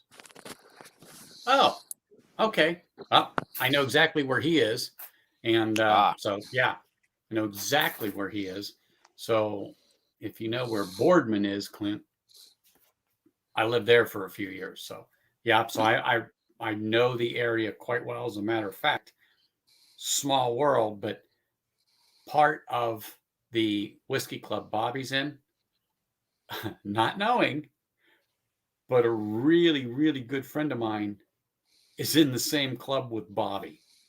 So you talk about a small world. So, and I didn't know this until this past March when him and his wife were here. And I told him he's got to check out this whiskey tube channel, Bourbon Battalion. And he straight up mentioned Bobby. And I'm like, how do you know him?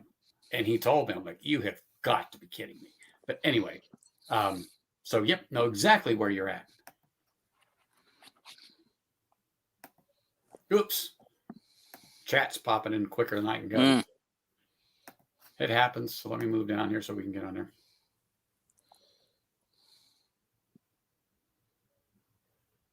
Yep. Yeah. As a matter of fact, a good friend of mine, we went to college together and we're roommates. He works for Boardman Township. So real good guy. Real good guy. Him and his wife and his kids. They're just good people. Good people.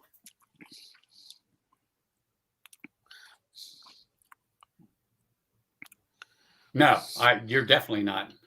You can be there in just a hop, skip, and a jump.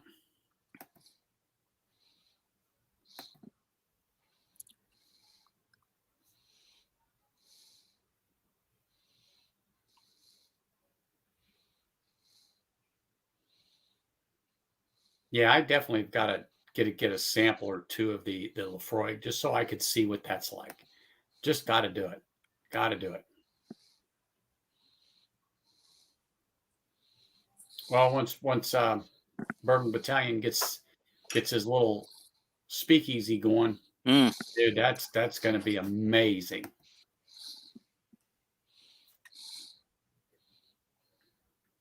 But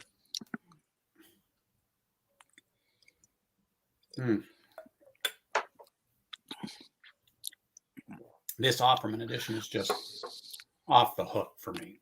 I think it's the Guinness. I love Guinness. So, you know what? Find that Offerman edition. If you can find the 16 and it's in your budget too, just get them. Just get them. I mean, I'm drinking both of them right now, along with the Ardbeg 10. I mean, the Ardbeg 10, if you haven't had it, Charles, is definitely worth the money. 50, oh, absolutely. $3. Let's just say $60. $60 or less. It is definitely worth the money. I don't feel the peat is overpowering the expression or the taste that you get out of it. It's wonderful.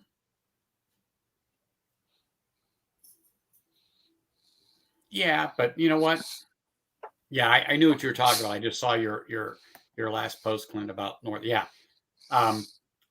exactly. Yeah, fair enough, Charles. Well, you never know how things show up sometimes, you know. People arrive in the state, hand deliveries happen, you know, because they happen to be there and they pass it off. Just how it goes. But keep on the hunt, keep on the look, and yeah. Well, I was never a fan of Ardbeg. That's what I was just going to get into since it's at your last post, because my first experience was the Ardbeg Pirate, and I wanted to drag my tongue across that freaking carpet, so walk off mat in the store, rather than have to go through that 20, 30 minutes of that terrible, terrible iodine and Band-Aid taste that I got out of that. It was absolutely horrid. It wasn't. Yeah, that's what usually puts people off is they get that smoking iodine and they're like, "The hell am I drinking?" Exactly. I go. I mean, I did. I said I'd rather drag my tongue across this walk-off mat here in front of the door until I could get that off there, rather than have to endure it anymore. But yeah, you always got to be on the hunt. Always got to be on the hunt. That's for sure.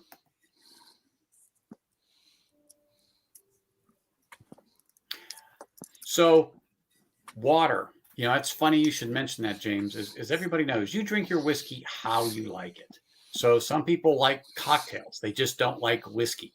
So they drowned it in a Coke, just using that as an example. All right. Or make it a frou-frou drink.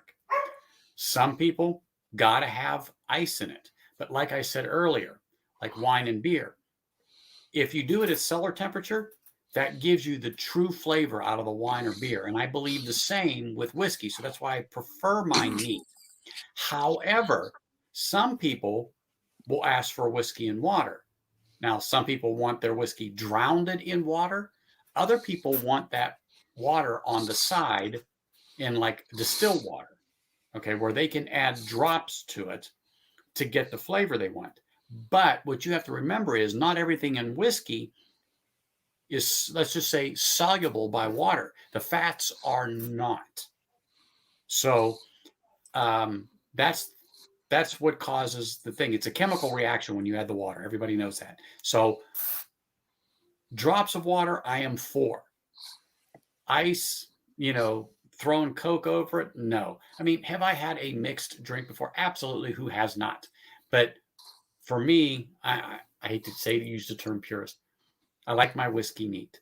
However, let me just say the caveat: a drop or two or three of water in a particular scotch or whiskey can make a difference, but it doesn't always work that way. Some just take it way too far to the extreme to where there's just no more flavor, because that's the best you're going to get out of that expression, because there's just not enough compounds in there for that water to work with to make it come together. So anyway, I'm going to get off that soapbox, but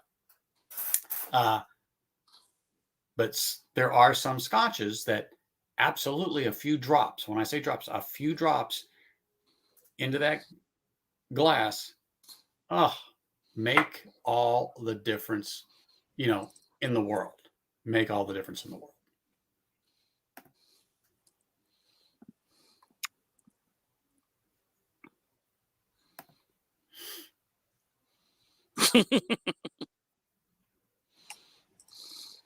Yeah, just chew on it, Sugar Kitty.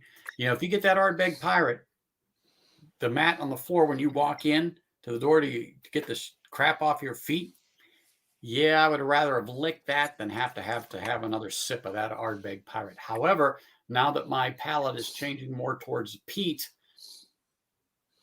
I'm not ruling out revisiting the Ardbeg Pirate.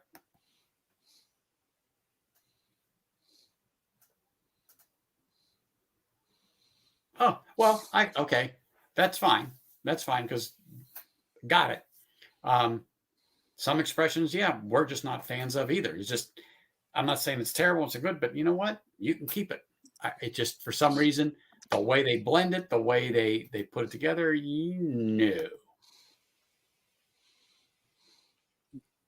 Taste buds retreat. And you're right.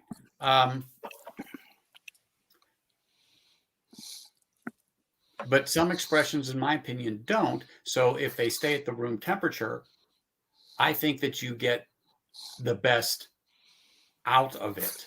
But that's my opinion. But like I tell everybody, you drink your whiskey how you want to drink it. So if you want to douse it with Coke, if you want to dump ice in the glass, you want to add, a liter of water. I don't care. It's how you like to drink your whiskey. It's good. And, for a long time, if I was drinking scotch, it had to have one, maybe two ice cubes tops, depending. But now it's like, no. And if I do want to chill it, I use a whiskey stone.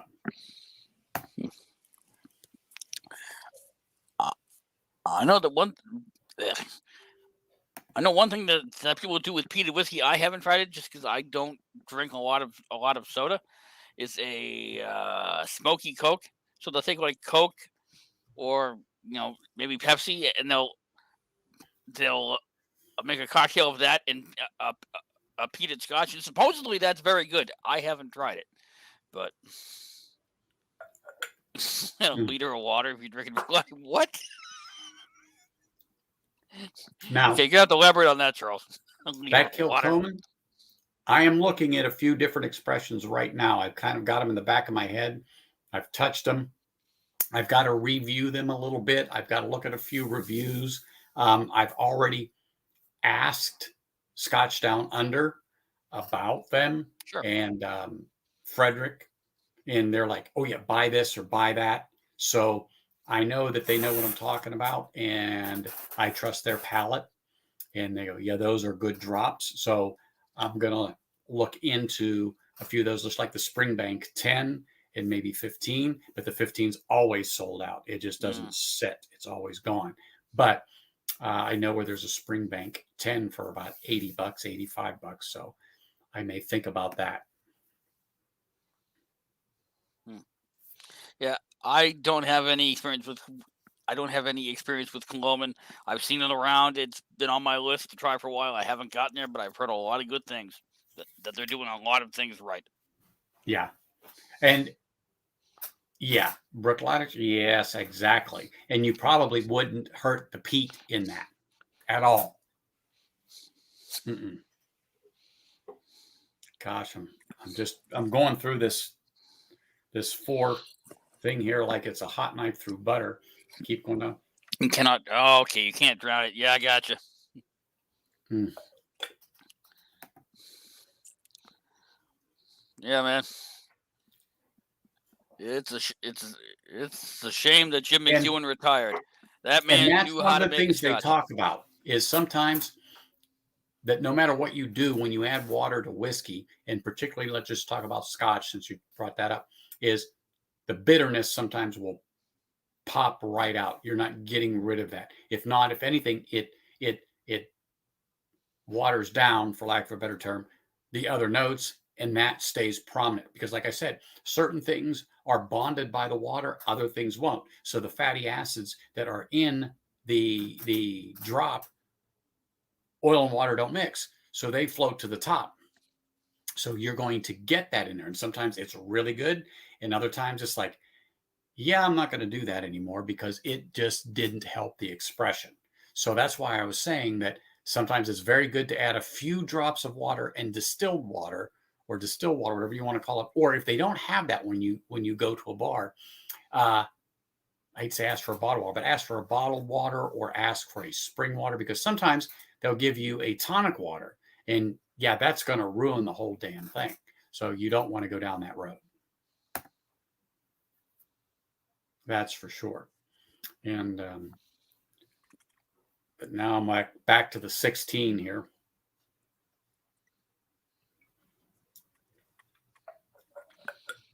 I don't want to keep you too long, but we'll go probably another 15 or 20 minutes or so, because I want to give you your break so you can that's fine. get into live wire whiskey. Yep.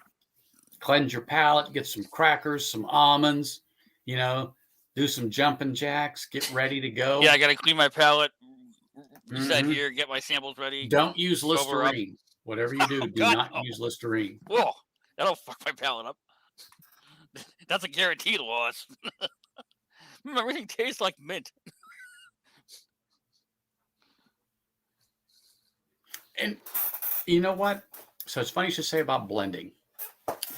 Whiskey Nose and I got into this thing, and we did a blend with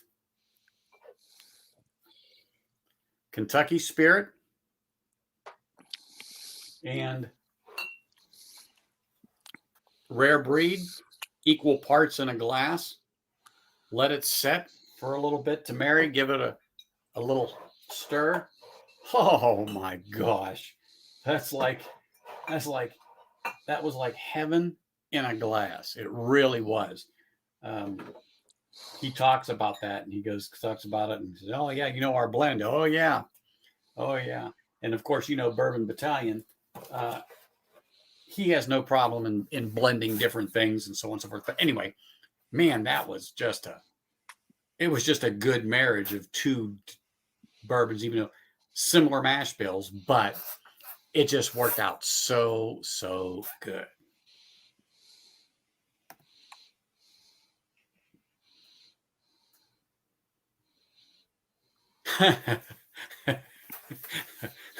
Isn't that the truth? Isn't that the truth? We mix and do this and do that all the time. And like I said, when we were talking about water, I was just so against it, James. I was just like, no. Drink it neat, taste it. But over the last few months of just listening to other people, I thought about my days of when I would put one ice cube in a glass of Glenfiddich 12, and it's like, yeah, that's killing it. But it never sat in a glass long. It's just enough to give it a little bit of a chill and go from there. And it was like, no, Charles. Anyway, but you're right. What? But I just wanted to pass that little bit on to you because it was good.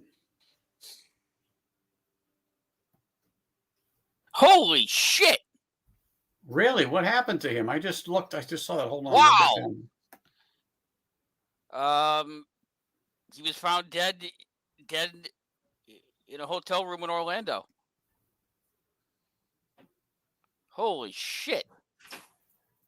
Wow. He's 65. Wow. Not see Wow that is coming. right. Wow. Oh, thanks, alien. I'm awake now. Yeah. Christ. Wonder if he had a heart attack. Don't know.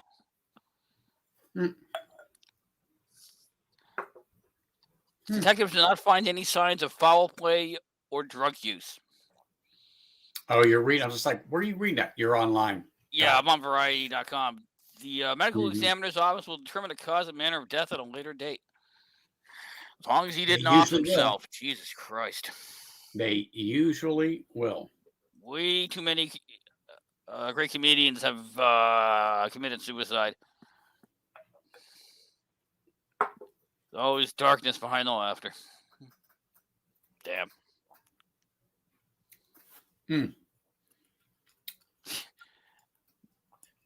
No, Charles Ashworth. We're not talking about God, I can't remember his friggin' name. Bob Crane. We're not talking about Bob Crane now, Charles Ashworth. Someone will get that reference.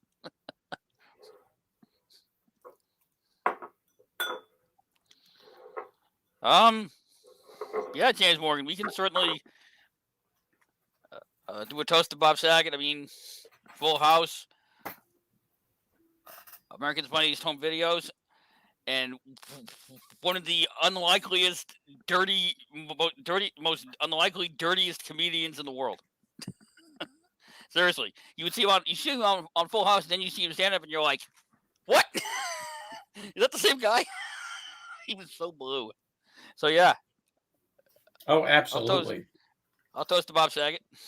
Exactly. Rest in peace, Bob Saget.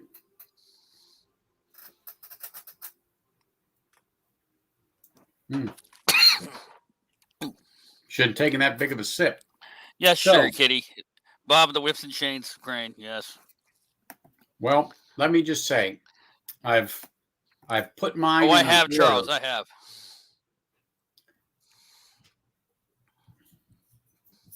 So I have put mine in an order that I've been drinking, and I've been going back and forth and back and forth and back and forth.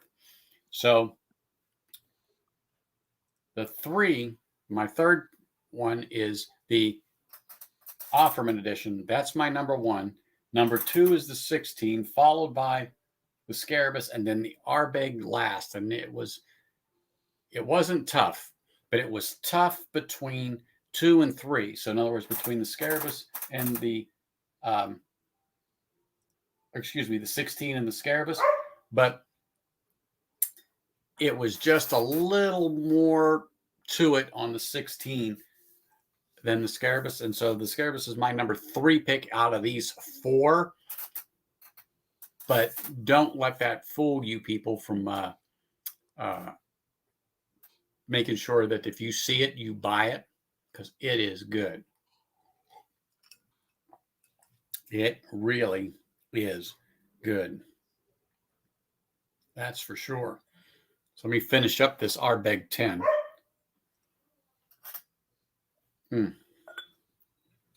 So that's gone. Wow. I don't know why, but I got a good hit of smoke on that Ardbeg 10. Good big hit. So now let me go to my Offerman and finish that up.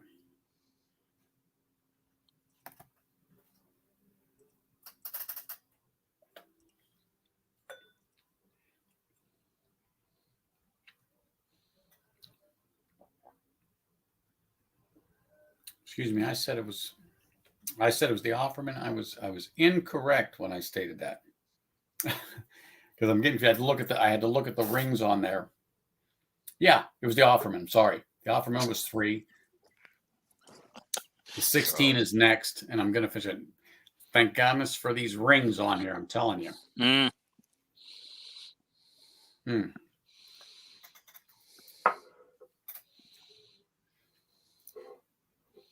Oh, Don't have much left of the Scarabus.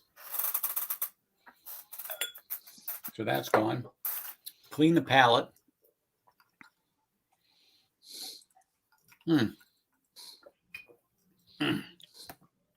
Man, that's good.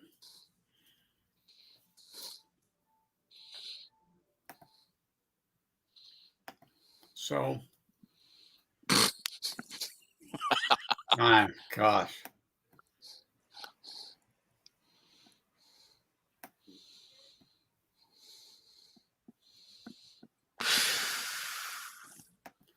So, you know what? Where's that at? Here it is. I'm going to pour this double rye by High West that's finished for 9 months in a peated Scotch barrel. And I'm going to see how that is after all this peated Scotch. So I'm told, and I'm only told this, that sweetness abounds when you do that. So I'm going to find out if that's true, because I drank this down a little bit to the shoulder, so to give it a chance to open up. So I'm going to pour it into a glass here and see what we got. Give myself just a little pour and see what we got here on this.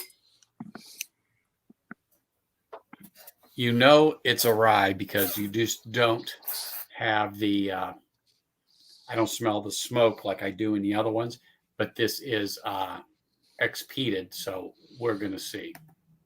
What did you just pour? No, I have not, Clint. I don't have it here. I just poured the High West rye, double rye. Sorry, my light's terrible. Nice. 9 month finished in peated Scotch. Excuse me. Clint, I have tried Kalila 12. I actually have that bottle here. It's not bad. It's not going to stand up to a Lagavulin or an Ardbeg or a Lafroig, but it's not bad. It's certainly a good entryway to Isle of Peat. But the core 12-year-old falls flat pretty quick. Ardbeg bent. Yeah, it is. I got this in 2020 at a tasting. Swag. So, on the sip of the High West, finished in peated Scotch, this is a rye. No, it is not stellar.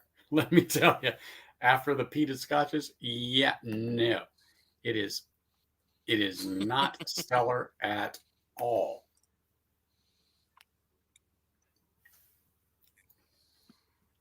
I don't even taste the peat. However, I do get some sweetness, but after doing all those peated Scotches, the rye with the peat finish just can't get through it. Oh, damn, Stanley. I'm sorry to hear that.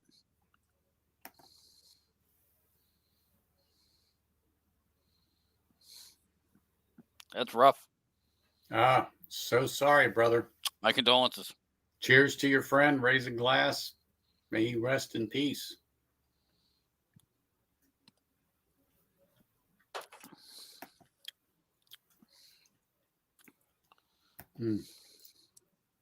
Yeah.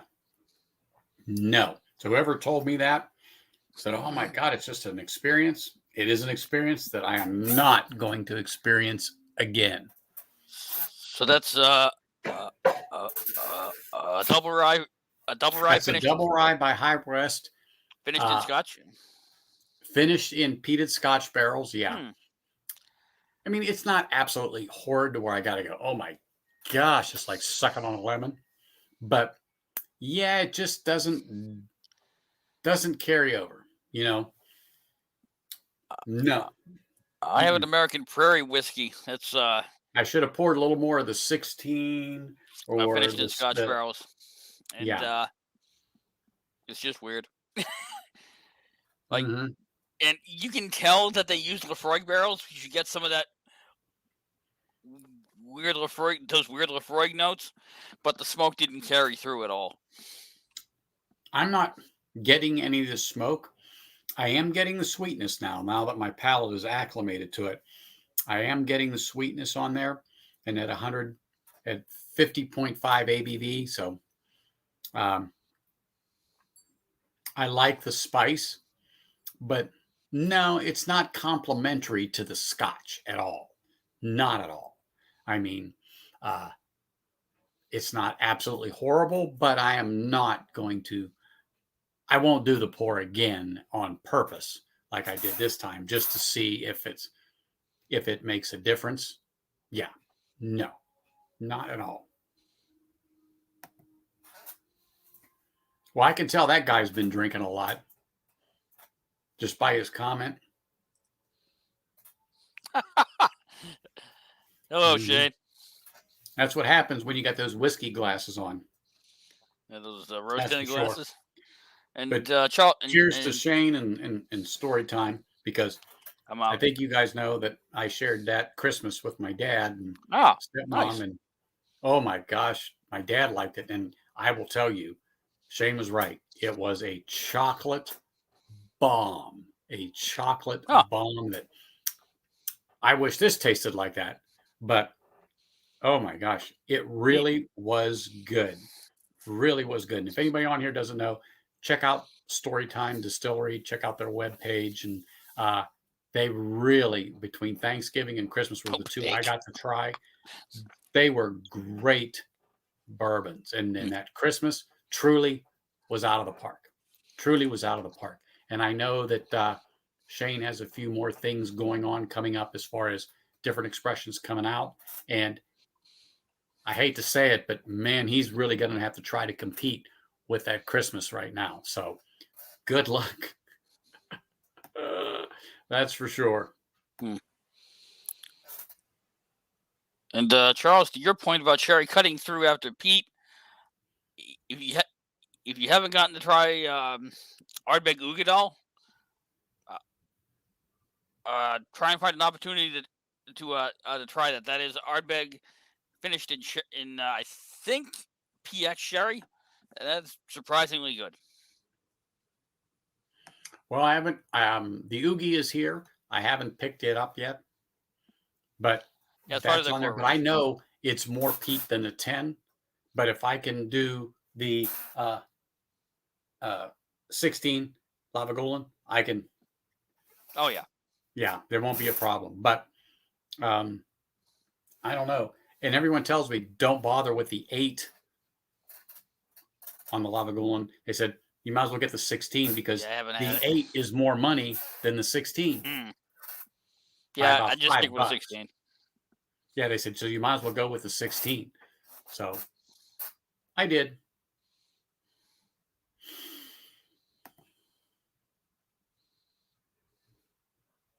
Yeah, Whiskey Mountains would agree with you, Clint. Oogie She would. is super.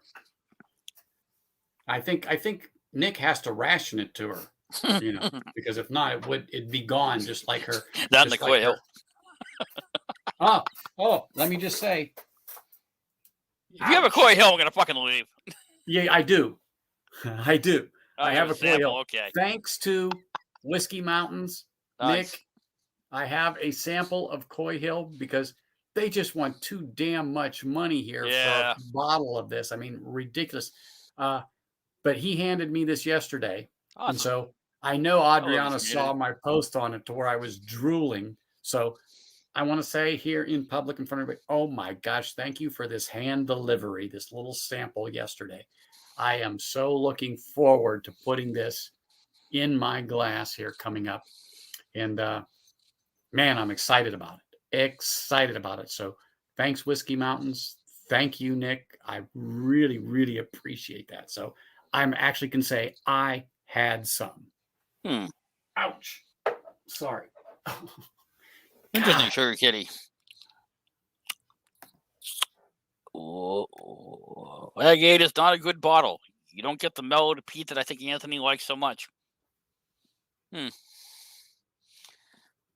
yeah, because that's the thing with peated whiskey. Generally, when it's younger, the peat is stronger and punchier.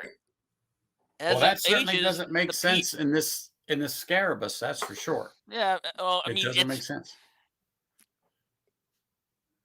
Well, what I was gonna say was, with the 16-year-old Lagavulin, the peat is rounded off a lot, and it's a lot mellower. Oh, the Lagavulin is just Peat doesn't delicious. dominate it. It's just delicious. And now the High West, now that my palate is really getting acclimated and the other scotches is going away, it's starting to creep up there. But it's definitely should not follow 4 peated scotches. That's for sure. But yeah, you know what, Sugar Key? Like I said, you're right. Everyone says, that some of this stuff is a lot higher, but to me, it seems so mellow between all the expressions that I've had that it's like, wow, I can't believe that these are considered moderate to high level on the peat. And like I said, after the only one I have to compare it to is the Ardbeg Pirate, and to me that was a horrible, horrible experience. And I've already said earlier in the stream that I won't not try it again now that my palate has developed a little bit more on the peat. But I'm not going to do it today or tomorrow. That's for sure.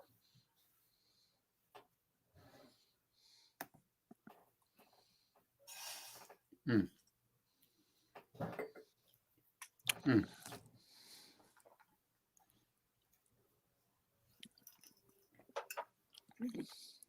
Man, it has really improved since those 4 scotches. The sweetness of that rye is really popping up, but the spice hasn't really kicked in like a rye does, especially at 100 proof. I don't know if the scotches have diminished it, but the scotches weren't over 95 proof, 96 proof at 46 ABV. So that's your first High West? No. I mean, what I've noticed across the spectrum with High West is it doesn't tend to be that spicy. See, I even have another store pick. High West in the American Prairie. Sorry. God, I got to figure out what happened to that light. Anyway, so, and this one is port barrel finished. So, and it's decent, but it's at a point now, if you can see it in here, I've got to start working on it because it's to where it's going to really oxidize, and I got to start drinking it. So I may do that and kill it this week, give or take, because I've got so many other things I've got to try, and haven't even opened this yet, the Larceny B521. So, and I'm waiting for the new series in the Elijah Craig to come out, the A, because that's due. We're in 2022 now. Yeah, the A122. Mm-hmm. Exactly. That's a good question, Charles. Exactly. I do not know. Mm-hmm, without a doubt.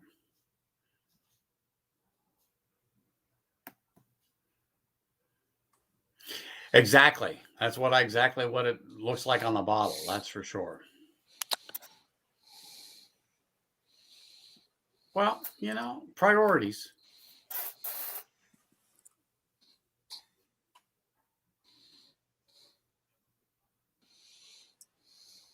But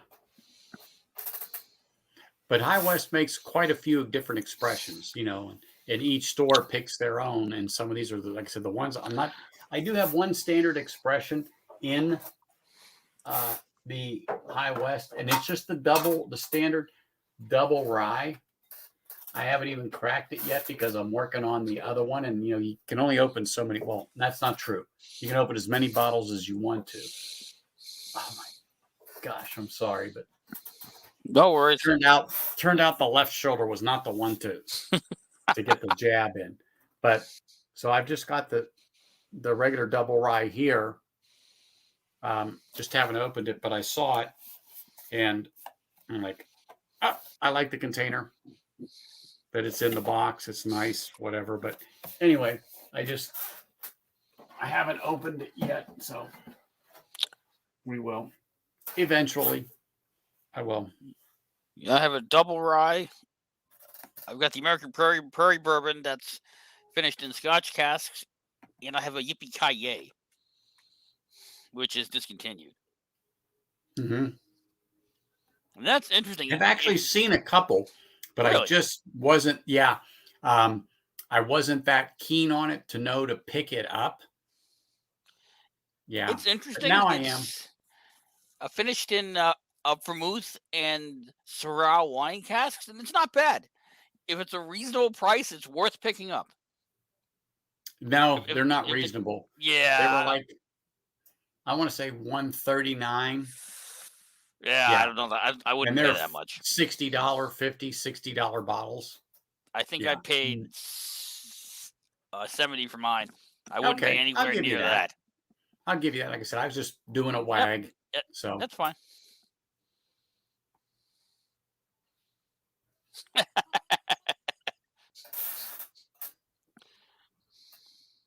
exactly. I wouldn't have touched a peated scotch in a million years after the Ardbeg. I mean, I dabbled in it in the late 80s, but I got away from it. And then I stayed with the bourbon and I just kept going. And then I got I got this. And it was like, wow, that has more of a peat experience than I anticipated. And so that just kind of opened the gateway and I went down that rabbit hole. And now, man, once you get hooked on peat, it's like, ooh, that shit is good. Excuse my French.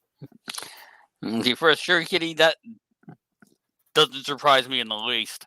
That just sounds like a weird combination. And secondly, you know, it's interesting that Ardbeg was what almost put you off peat entirely. You know what the first pour whiskey I ever ordered it at a restaurant or bar was Ardbeg 10, and I'm like, oh shit, this is good. Some people start with peated scotch and go, oh wow, and some people try it and go, oh, what the hell is this? And run the other way. Exactly. What the hell is this? Without a doubt. But I'm enjoying this journey. I'm enjoying this journey, going down Yeah. this path of peat. I enjoy bringing it to others. I mean, some people have sent some texts to me here and there saying, "Hey, you don't have the chat posted or the link posted on the chat or whatever." I put it in there, but I haven't been pinning it only because these darn trolls. I don't want Yeah. that. And we've been very good tonight. Very good Yeah, tonight as I'm far as that impressed. goes. I'm And impressed. We haven't had a single one in chat. That's if the they're not, and first stream I've seen in probably 3 weeks that hasn't had yeah. one in chat. So Knock on Ian wood. also said you have to be a subscriber to post in chat. That helps. So boom. I'm sorry. There might be some newbies on there. That's why I tell you hit that like and subscribe button, and that will get you into the chat. But prior to that, I'm sorry. I don't want that. I want to enjoy this stream. I want to enjoy this chat with my friends that are here, and I don't need any of that other fluff. Although I know that if Sugar Kitty's here, if Lilith is here, if Cheech is here, and stuff like that, they look at that. They know, boom, it's gone. I don't have to concentrate on it. And you know what? I just want to talk whiskey. That's the whole idea of this pub style. That's the whole idea of this. And everyone that's on here, I am grateful to have. And so that's why I say, hey, if you like this stream, recommend me to somebody else. Tell them, send them my streams, tell them to like and subscribe, so on and so forth. But I don't want that other fluff. I just want to sit here and drink with Jim, with Sugar Kitty, with Charles, with the people like Mashbill and Story Time and stuff like that. I don't want all that other mess on my channel. I just don't want it. You know, that's just unwanted crap. So anyway, getting off that soapbox, that's for sure. What do we got here?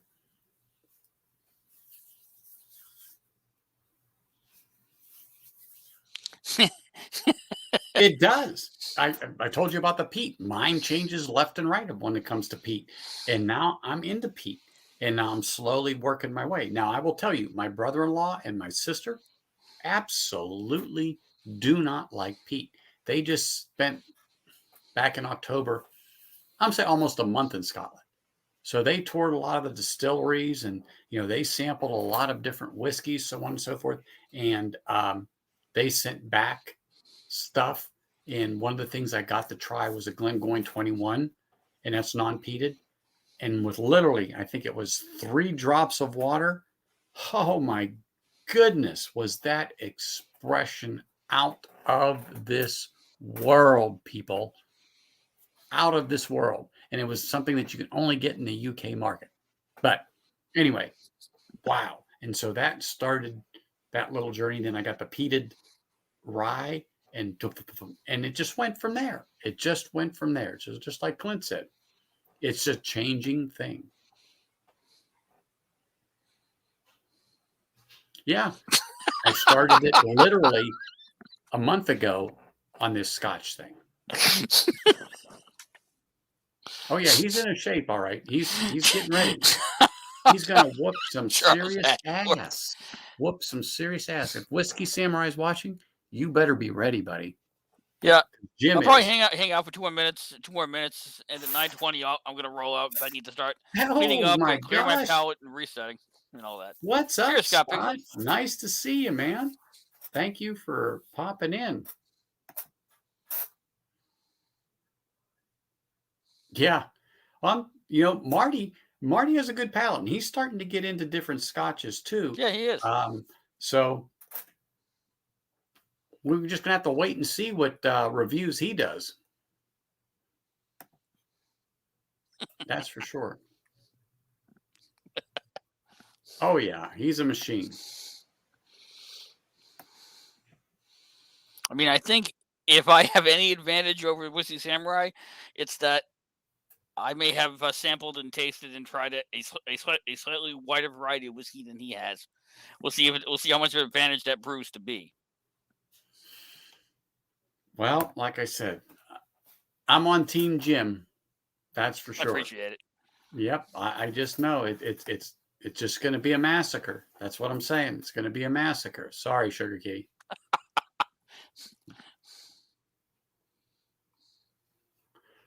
Yeah, it is bourbon. I think they were doing some type of a live with a couple of others. I'm sorry, I saw the thumbnail earlier, but I can't remember what they were getting into. They were doing some trivia thing with them. That's and a couple other channels, I think. Shelf Turds, although they're not Shelf Turds anymore. The whiskeychannel.com, and I think there was somebody else. Whatever they are this week, that's them. Mm-hmm. I'm going to head out. Yeah. Okay. Anthony, thank you for letting me be a guest on your channel. Oh, dude. If you ever want someone with some Scotch background to hop on and talk Scotch with you, you know where to find me. I'm happy to do it. Exactly. I will see everybody. Hopefully, I'll see everybody in about 40 minutes on Live Wire Whiskey. Yep. Like I said, get out there. Head to head against Whiskey Samurai. I know it's cold where you are. Get out there in the cold. Get that palate refreshed, man. Do some jumping jacks. Get ready. Get your game face on. And cheers to you, sir. And good luck. Thank you. All right. Cheers, everybody. Cheers.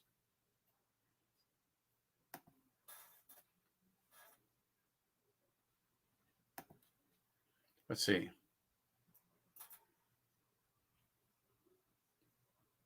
Oh, isn't that hard, Scott? Isn't that hard? And I didn't know Marty was on. I had no clue because I didn't see a thumbnail or anything for him because I subscribe to his channel and I try not to impede on certain people because I'm just not that way. But there are so many of us on that are doing reviews or just streaming that it's hard not to intermix anymore.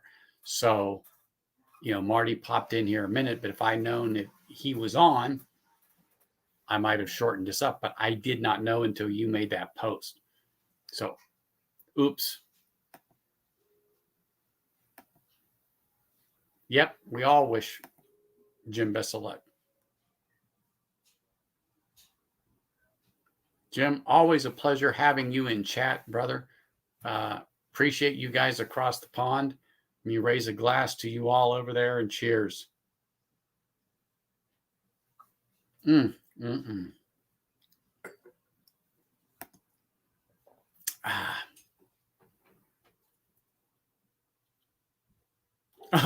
isn't that the truth? Isn't that the truth? One of these nights, Scott, you're going to have to pop on without a doubt, and let's talk some whiskey here, pub style, just like I said we want to do. But I'm going to wrap up here and just say, absolutely, put this on your bar. I don't know how old it is, but 5-6 years old tops. But if you can find Scarabus wherever you are for less than $40, I think I paid $35 for mine, 46 ABV, wonderful sweetness, wonderful bourbon, and I mean that. Or bourbon, God, Scotch, sorry. I looked down and saw bourbon neophyte on my thing there and just boom, popped in my head. But it is a great, great Scotch, particularly peated. It is not strong in peat. In a scale of 1 to 5, like I said before, I would give this maybe a 2, 2.5 at the absolute most. But if you can find this somewhere, definitely give it a whirl. At the price point, you can't go wrong. Absolutely. You just cannot go wrong. So thank you, everybody, for joining tonight. I will see you all over at Livewire Whiskey when we watch Jim just kick the snot out of Whiskey Samurai. Everybody, again, thank you all for joining in.